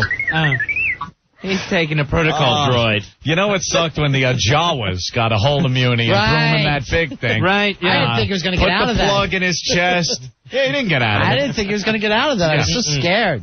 It was horrible. Yeah. But then when the hologram played of, Earl, please, I need your help. All Earl said was, so I don't know what was happening then. Pete Johnson, you helped my father during the Clone Wars. Earl, I am your father. Tell everybody I'll be up in the machine. Pete Johnson, when he first started working at WNEW, the whole world was in black and white then. Wow. There was no color. He worked before color. I remember that. Monochrome, we called it. Monochrome. You guys That's a single chrome. Every station had its own Foley sound effects theater. I'd have to walk on gravel 3 nights a week for radio dramas. When we played a horse, I was banging coconut shells together as a galloping horse. One time I dropped the aluminum and the thunderstorm just completely stopped. That was a blooper. I invented the blooper. He made the first mistake. Also Pete Johnson has been coaching the Penn State Nittany Lions for the last 35 years. That's right. Hey, just moved above Bear Bryant in the all-time wins. Nice. You guys were down at Hooters. How was that? Was that fun? My God. What a mess. Yeah. I have a love-hate relationship with our fans. It's fantastic. Man, you love the money, hate everything that comes along that you have to do to get it. You could say that, I guess. No, the fans were great. They came up. The trouble was sitting next to Jim Norton. Sure. You cannot sit next to him. He has a comment for everyone that comes by to get a signed picture of the girl that we had down there, Stephanie, right, the winner of the Naughty Nighty. So people are coming up and goes, oh, look, hey, retarded Tiger Woods, how you doing? And I'm like, now I can't even talk to the guy because it's retarded Tiger Woods. He's not supposed to talk to retarded Tiger Woods. He's not a nice person. Man. And then he's, a lovely Asian girl would come up and he goes, don't touch her. I hear they put razor blades in their vag. See, that was in the war. It's a war. He's using these stereotypes. Right. And I'm completely disgusted. And through the tears of my laughter, I have to sign these pictures. And not only that, it holds up the line. It does hold up the line. Hold up the line. Really does. See, you guys are going to have to start pre-signing. And then he signs. That's not what Walt Disney did when he walked around the park. Here you go. How are you? These are all done by me. Yeah, pre-signs. Collector's items now, though. Mr. Disney, I'm almost done with your signs. Your autographs. Didn't they have like 50 animatronic waltz around the Right. park? The first one was Pete Johnson. And when I saw Lincoln stand up, I couldn't believe it. It looked just like him. Pete Johnson, animatronics. They had to call Pete Johnson into the Hall of Presidents. He's the only one that knew what Coolidge really looked like. Pete Johnson was the original voice for Steamboat Willie. Was he? A lot of people don't. Hi, everybody. He's just doing a character. With the first talking cartoon. It's Steamboat. Pete Johnson did that? Yes. You didn't read the Richard Gere book, did you? No. It's all in there. I never knew he was that old. I didn't know about the animatronic Pete Johnson body, that he put his brain in. I did see a picture of him, like, from the early 1900s at the Overlook Hotel in Denver. I think it was the caretaker there. And who knew? He was still kicking, still up in the machine shop at Wynn's. All those years he's been working here, and people still cut through his office like it's a hallway. Mm-hmm. That's the saddest thing of all. He's working on something real intricate, and then someone will slap him on the back. How you doing, Pete? Yeah, Pete. Just pass it through. I see him up at Wynn's asking John Montone and Judy DeAngelis to help him with this fixture he needs on the Bridgeport milling machine. It's fascinating to watch as they're doing their news on the ones. So funny. You give me 20 minutes, I'll give you a fitting you need. It's fun up there, though. Machine shops, news, machine shops. And News Radio was based in that place. So people don't know that. That's it. Right. That TV show, News Radio. Right. That's upstairs. Wow. Traffic and an armature on the ones. Right. He'll mill it for you. He doesn't care. He's a great guy. We got to do more traffic here. You don't do traffic? No. What's wrong with you? It's the cornerstone of the Opie and Anthony show. Are you guys doing a lot of traffic? On the ones. People could depend on us for their commute. We go to the jam cam. We do everything. Opie, I'm looking at a jam cam. Opie, it's 21 after! What are you doing? You're talking to a girl. Hang up. We'll go to the jam cam. I'll tell you about the Gowanus. What was it? And then AccuWeather. What was with Opie for the first, I'll say 57 minutes of your show today? Best be left alone right now until we talk to our illustrious leader here on this very radio station. I won't even talk about the ins and outs of any situation because we have to meet. But you know Ken Stevens. Yeah, sure. You've met him, right? We know him. He's seen him around. He's the GM here, the boss. In break today. Yeah. In between our little fun that we're having on this show, I was escorted to Jeremy Coleman's office for a conference call.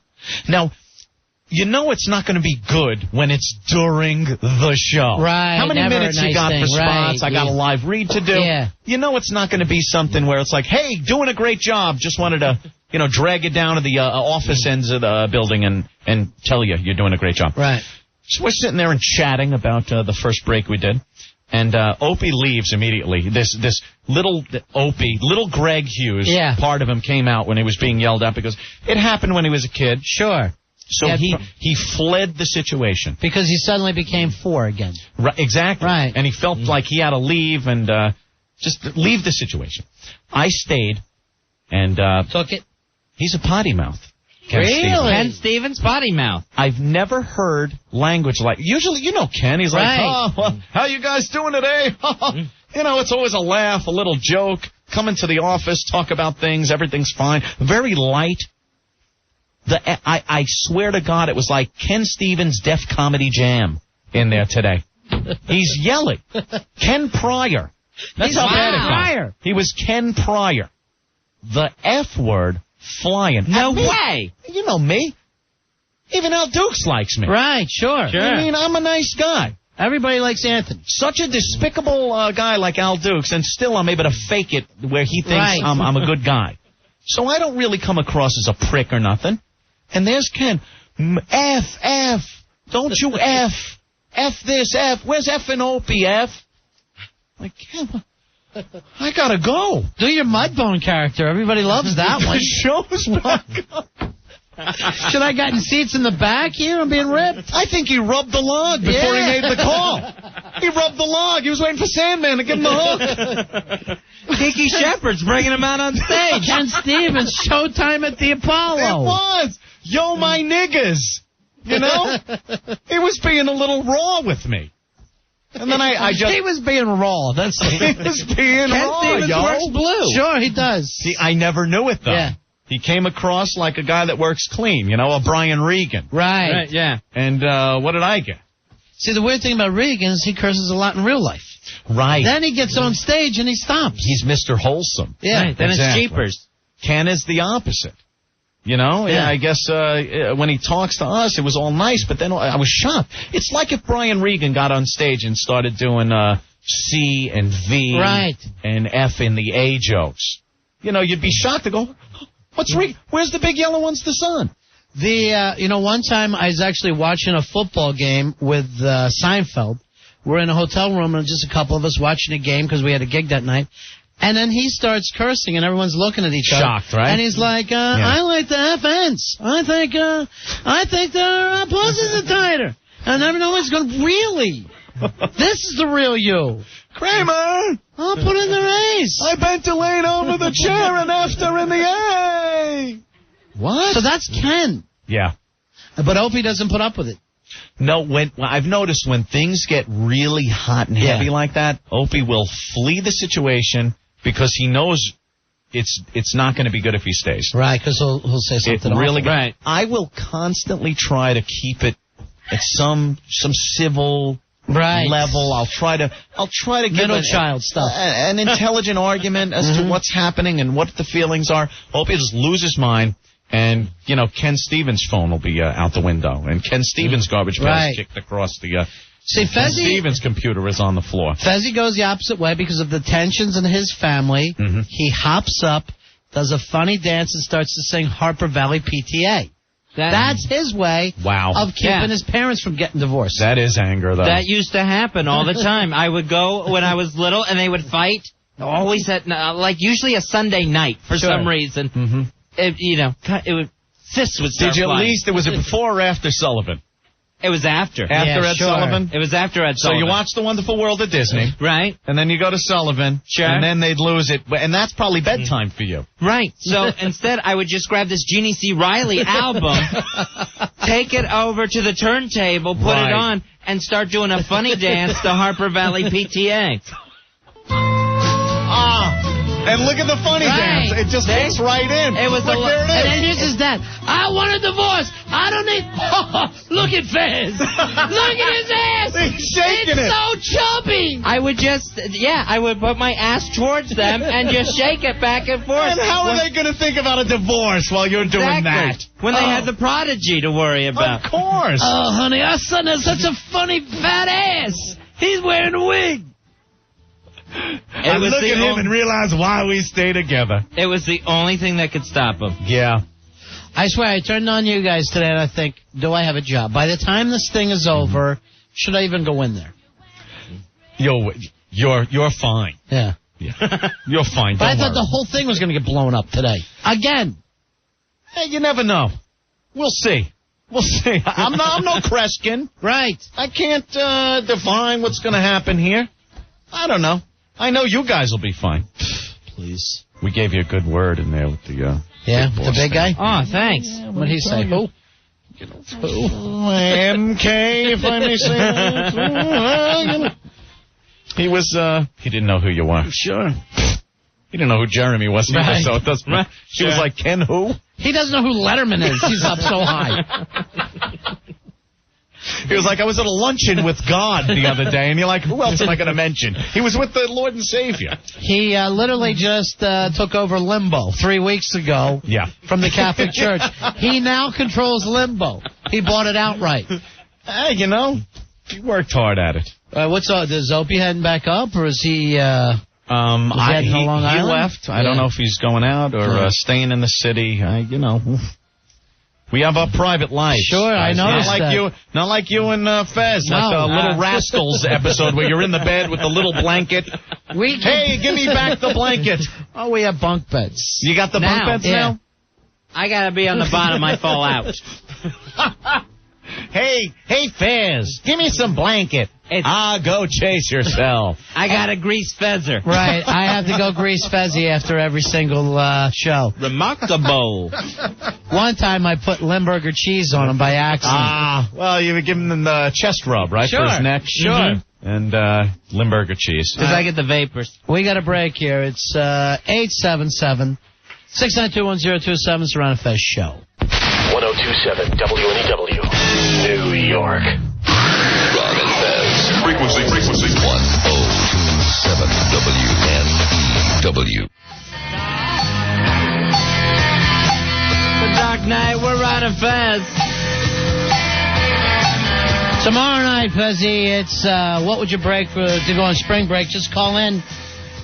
We'll have to believe you. And whoever the interns pick is the coolest thing that you can break to take this spring break. You'll take off with them. That's right. Our interns, they will escort you to Panama City, Florida for spring break. That's March 14th to the 16th. Then you and your guests get to check out a special advanced screening of National Lampoon's Van Wilder, starring Tara Reid and Ryan Reynolds. Then you get to party with the Hawaiian Tropic Girls at Spinnaker Beach Club. Remember, it must be 21 years or older to enter. Do we even know what this Van Wilder movie is about? I have a feeling spring break movie, and that's the very vaguest description I have. Vegas description, baby. Vegas, baby.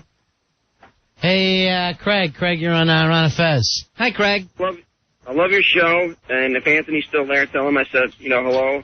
I just wanted to have a comment that the live Sweet Melissa soundbite is so effing hot. And tell her to keep up the hard work. Yeah, thank you very much. She, and you can hear it on there, Fezzy, blew the roof off that place. Nobody expected that out of her. The crowd going nuts at the downtown last Friday in Farmingdale. Such nasty little things come out of that sweet little girl. And nobody expected it. They were shocked, and they loved it. Hey, send one of the guys down to get a picture of Polo when he had Twatto tattooed too. Anthony wanted to see that because people can't get over the size of the Twatto tattoo. Yeah, Polo actually last Thursday, we brought him on the Opie and Anthony show to make out with Twatto. And then, in respect and admiration, he had the biggest damn tattoo put across his gut that simply says Twatto in very nice Gothic print. Yeah, sure, I liked it. I'm not going to lie to you. It's nice. It's good. As long as I don't pay, sure. Yeah, the space is there. Why not use it? I got the abs for it, so sure. I see my life as being the movie Memento. So yeah, sure, ink me up. I got nothing left to live for anyway. Sure. All right, we got Polo back on the phone. Polo. Yeah, how you doing? Hey, Polo, you like some movie, Polo. How are you? I'm right in the middle of things here at work, but what can I help you with? Anthony just wanted to tell you that, you remember Opie and Anthony, the show you did? Absolutely. And you had the opportunity to kiss and meet Twatto. Yes, as well as, what'd she call the butt one?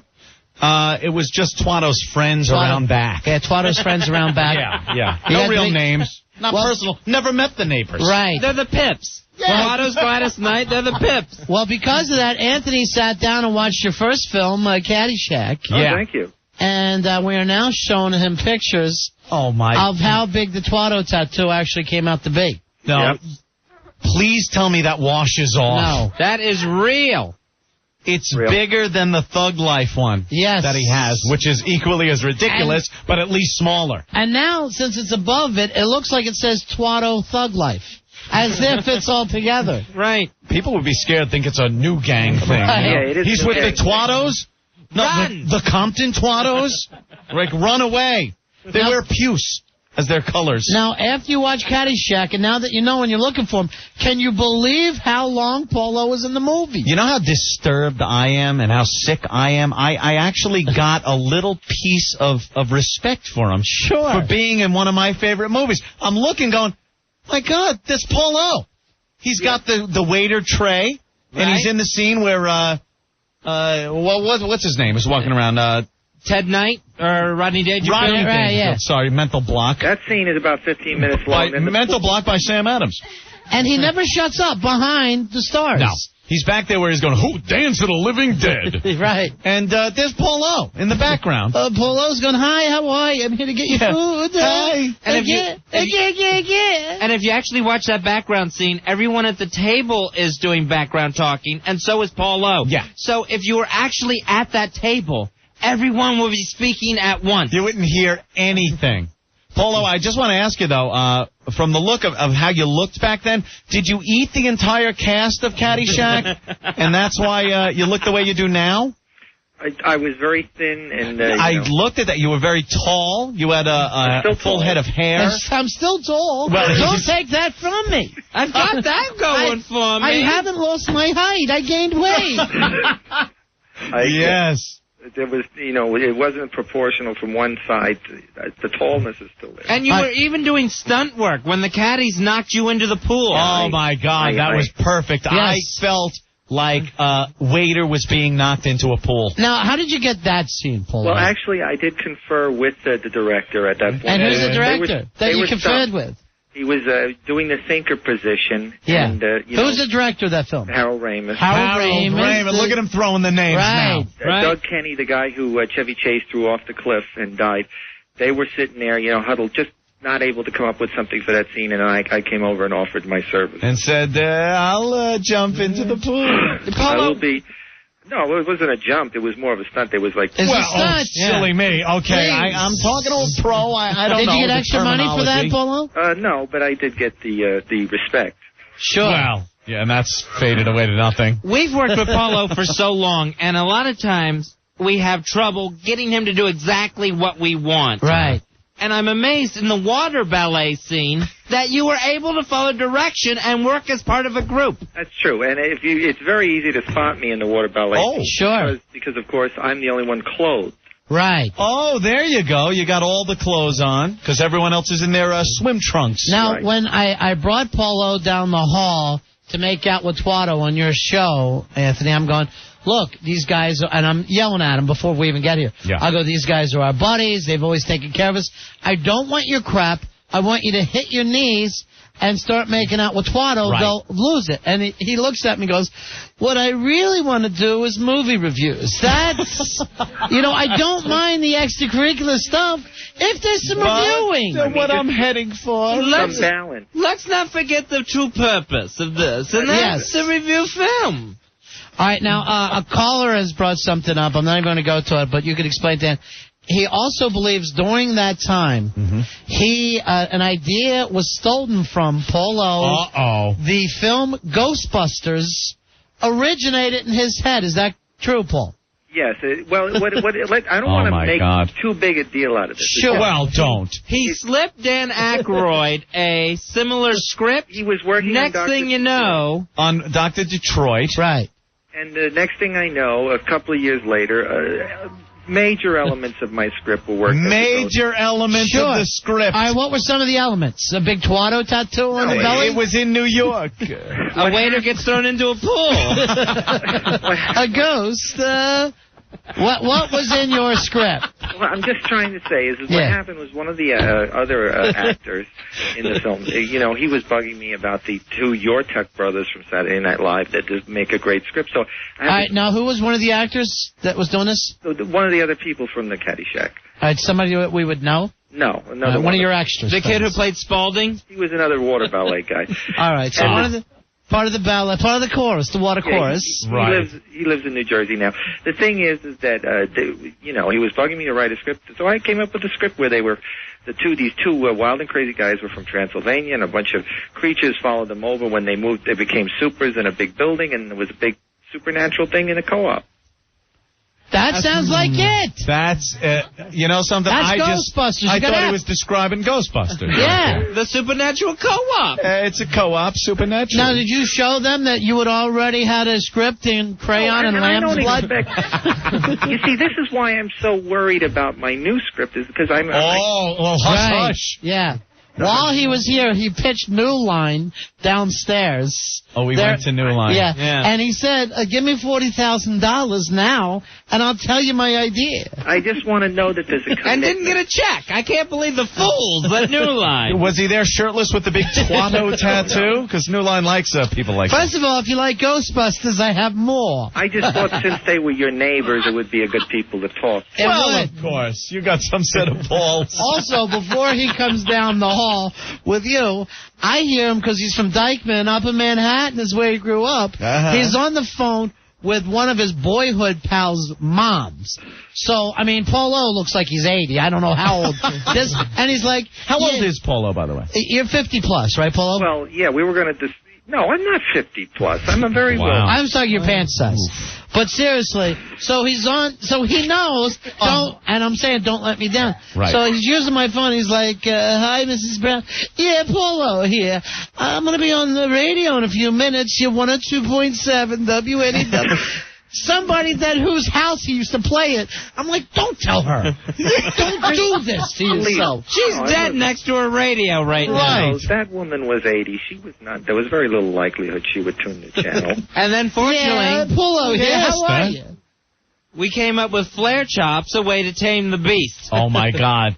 You hit him so hard with those Ric Flair chops. I popped a blood vessel in the finger. There's actually a good picture from the night of fights with Opie hitting you, and your teats were just jiggling, Polo. Oh, God. Grab that. Stalker Patty took it. Stalker Patty taking pictures of Polo. How weird is the world? I'm just saying, look at the jiggle in this, Ant. Look at the jiggle. Look at the teat flab fly. Wow, it's right at the moment of impact. Yeah. That is a shot. You don't get that. It's like those slow motion things where they catch the drop of milk as it makes the ripple. You know what this reminds me of? The slow motion black and white film of the cannonball hitting the guy in the stomach. And you just see or the guy on the rocket sled. And his face is jiggling like that. It reminds me of Ghostbusters, too. I know, but also my idea. Even after Ghostbusters, he's still giving him ideas. Has he divulged this new script that he has? He won't tell us. He won't give us a hint. Let me tell you something, Polo. Yeah. You ought to tell us what it is. That way, if someone steals it, you have this as evidence to take into a courtroom and say, I discussed this. I would rather die with it than let it be stolen. Why don't we just tattoo it on you? Like Memento. That is him. He could just tattoo it. Page 1. The dawn breaks over Manhattan, the Dykeman area. This is a door opens in a co-op. There are ghosts. If we want to do a sequel, we're going to have to put on more weight. This is a $1 billion idea. Oh, $1 billion. Not even millions. Yeah, it's billion. He's talking $1 billion gross on this. Yeah. It's going to knock Titanic off that top of the list. Coming from a 50-cent mind. This is top 10 all time, but not Titanic. Top 10. Right. 10, all right. But not Titanic. So, what are you looking to knock off? Shrek? What? All right, who would star in this film? You don't have to tell us. I can tell you something along those lines. I would say that Topher Grace and Alicia Witt are the two people I had in mind for the... Topher Grace, the kid from that 70s show, the skinny F? Right. Well, but he was in Traffic. He's going to be in a $1 billion movie? Yeah, you don't need stars for this. And who else? Katrina Witt? Alicia Witt. Oh, I thought you meant the ski. It was a skating film. Ice Castles, too. Oh, that was a great film. Oh, I cried. Who was blind? I forgot. One of them was blind. The girl was the girl. After watching it, I wished I was. Yeah. Then I have a professor role. You was digging in your eyes with a fork. This movie's awful. I don't wish to see anymore. Go, what else? Then I would have a professor role that could be played by by yourself. A professor role. The professor from Gilligan's Island. Oh, the nutty professor. The nutty professor. I kind of had Nathan Lane in a serious... in a serious role? Yeah, in a serious... All right, seriously gay. You're going to New Line saying, I'm getting a kid from that 70s show and Nathan Lane, and this is worth $1 billion. You don't need stars, because the concept is it will sell It's so good. I think you better throw in Haley Joel Osment. Oh, that's good, right? Now you have the script written, typewritten? No, it's handwritten. Longhand. Which looks like Manson's handwriting. I don't want anybody hacking into my computer. It's written on Jeez. How many bodies is this script carved into? It's written on an Etch-a-Sketch. Last time they hacked in. Shake it.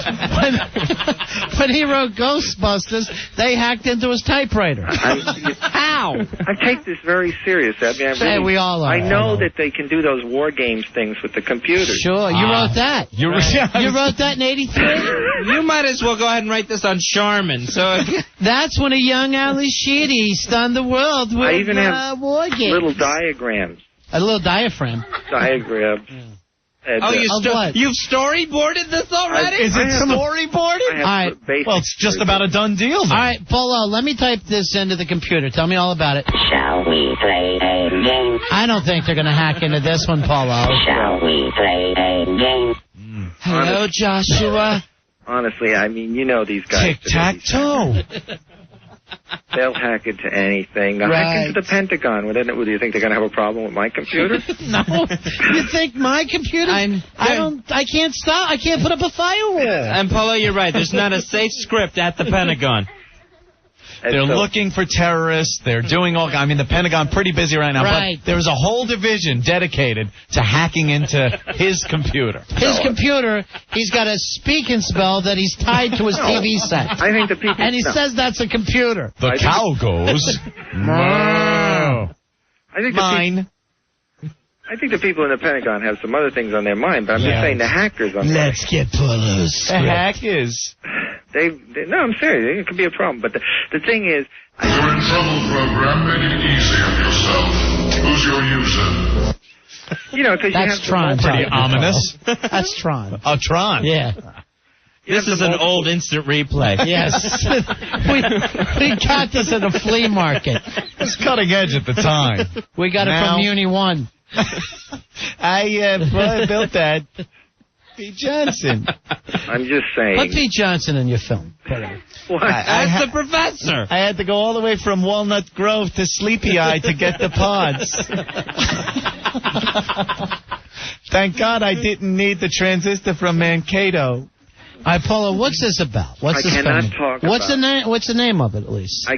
What's the genre? All right, give us a I can genre. tell you the title. Yeah. Okay. End of My World. How about End of My Rope? That's my working. Why End of My World? Because there's a song like that I think would be You've written building the movie on a song. Why not call it Color My But it's World? a good- It'll be it's a good title. kids will watch it after their prom every year. It's a good title because the basis of the thing is a very intense. All right, who did this End of My World film? Oh, it's an old '60s song. Oh, I thought you had written the original score and soundtrack to your film. It's not the end of the world. Like, don't let him know it's the end of the world. It's not that one, right? No, it's not that one. It's Because that would make a good movie. I would love that movie. I would base a whole movie just on that song.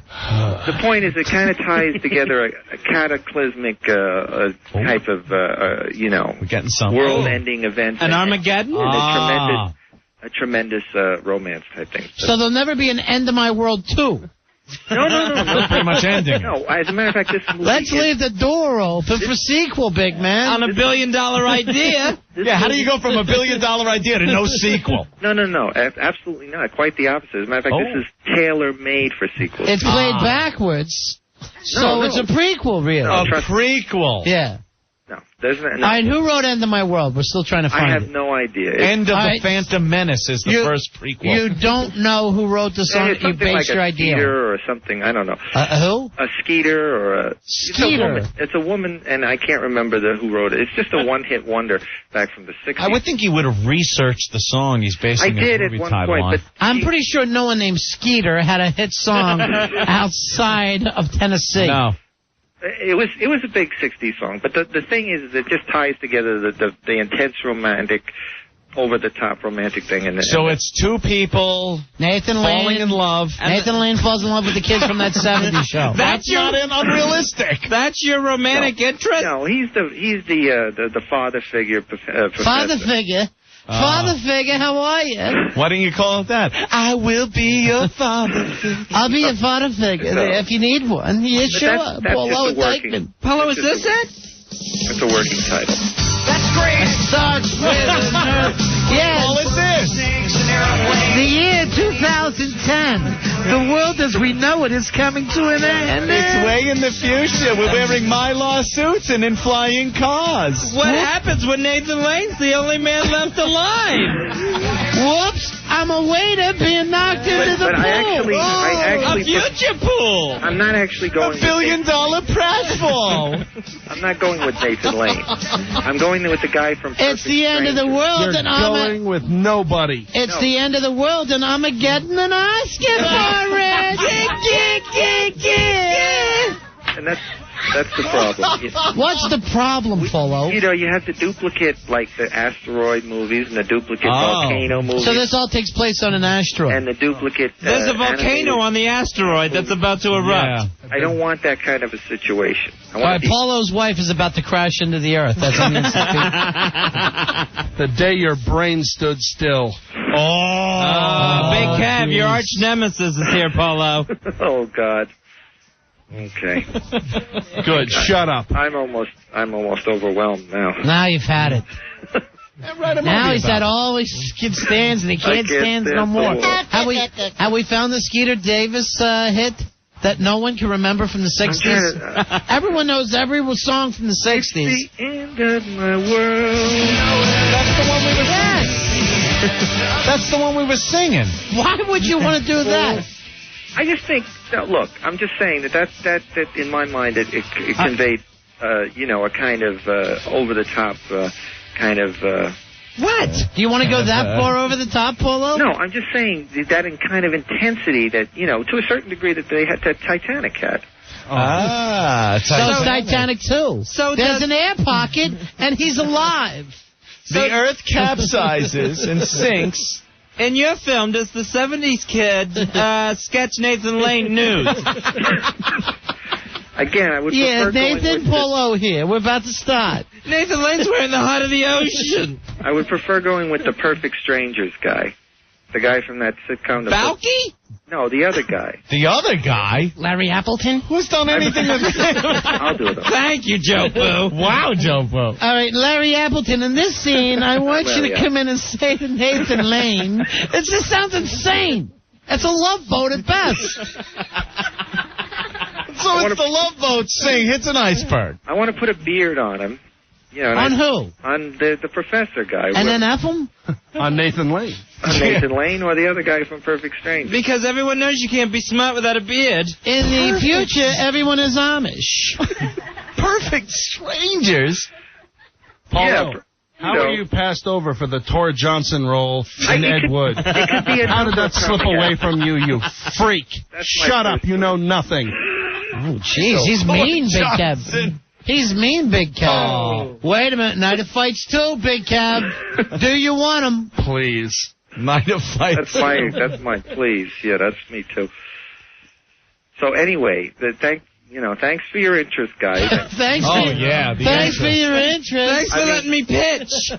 I'm trying to work my way through the crowd with my checkbook to back this one. If you could, I need a big producer. Paulo, I think we found your song. Isn't this it? No, that's not it. Yes, it is. Well, you were just singing. This is Skeeter. Listen to the chorus. Here you go. Listen. Okay. I don't know if we have that much of it, Paulo. Yeah, but it's not the same song. I don't think it's the same song. There's a different It's Skeeter song. Davis and she's singing End of the World. What the hell can it not be the same? It's not the same song. Strangely enough, it's not. I don't know why. There's another Skeeter with another End of a World song. Let's stop it. Stop it. What he really means is Skeeter Bugs will be starring in this film. See, the film features giant skeeters that sting people, and that's how the world ends. And Nathan Lane must find the cure. Because he's the professor with a beard. Or something.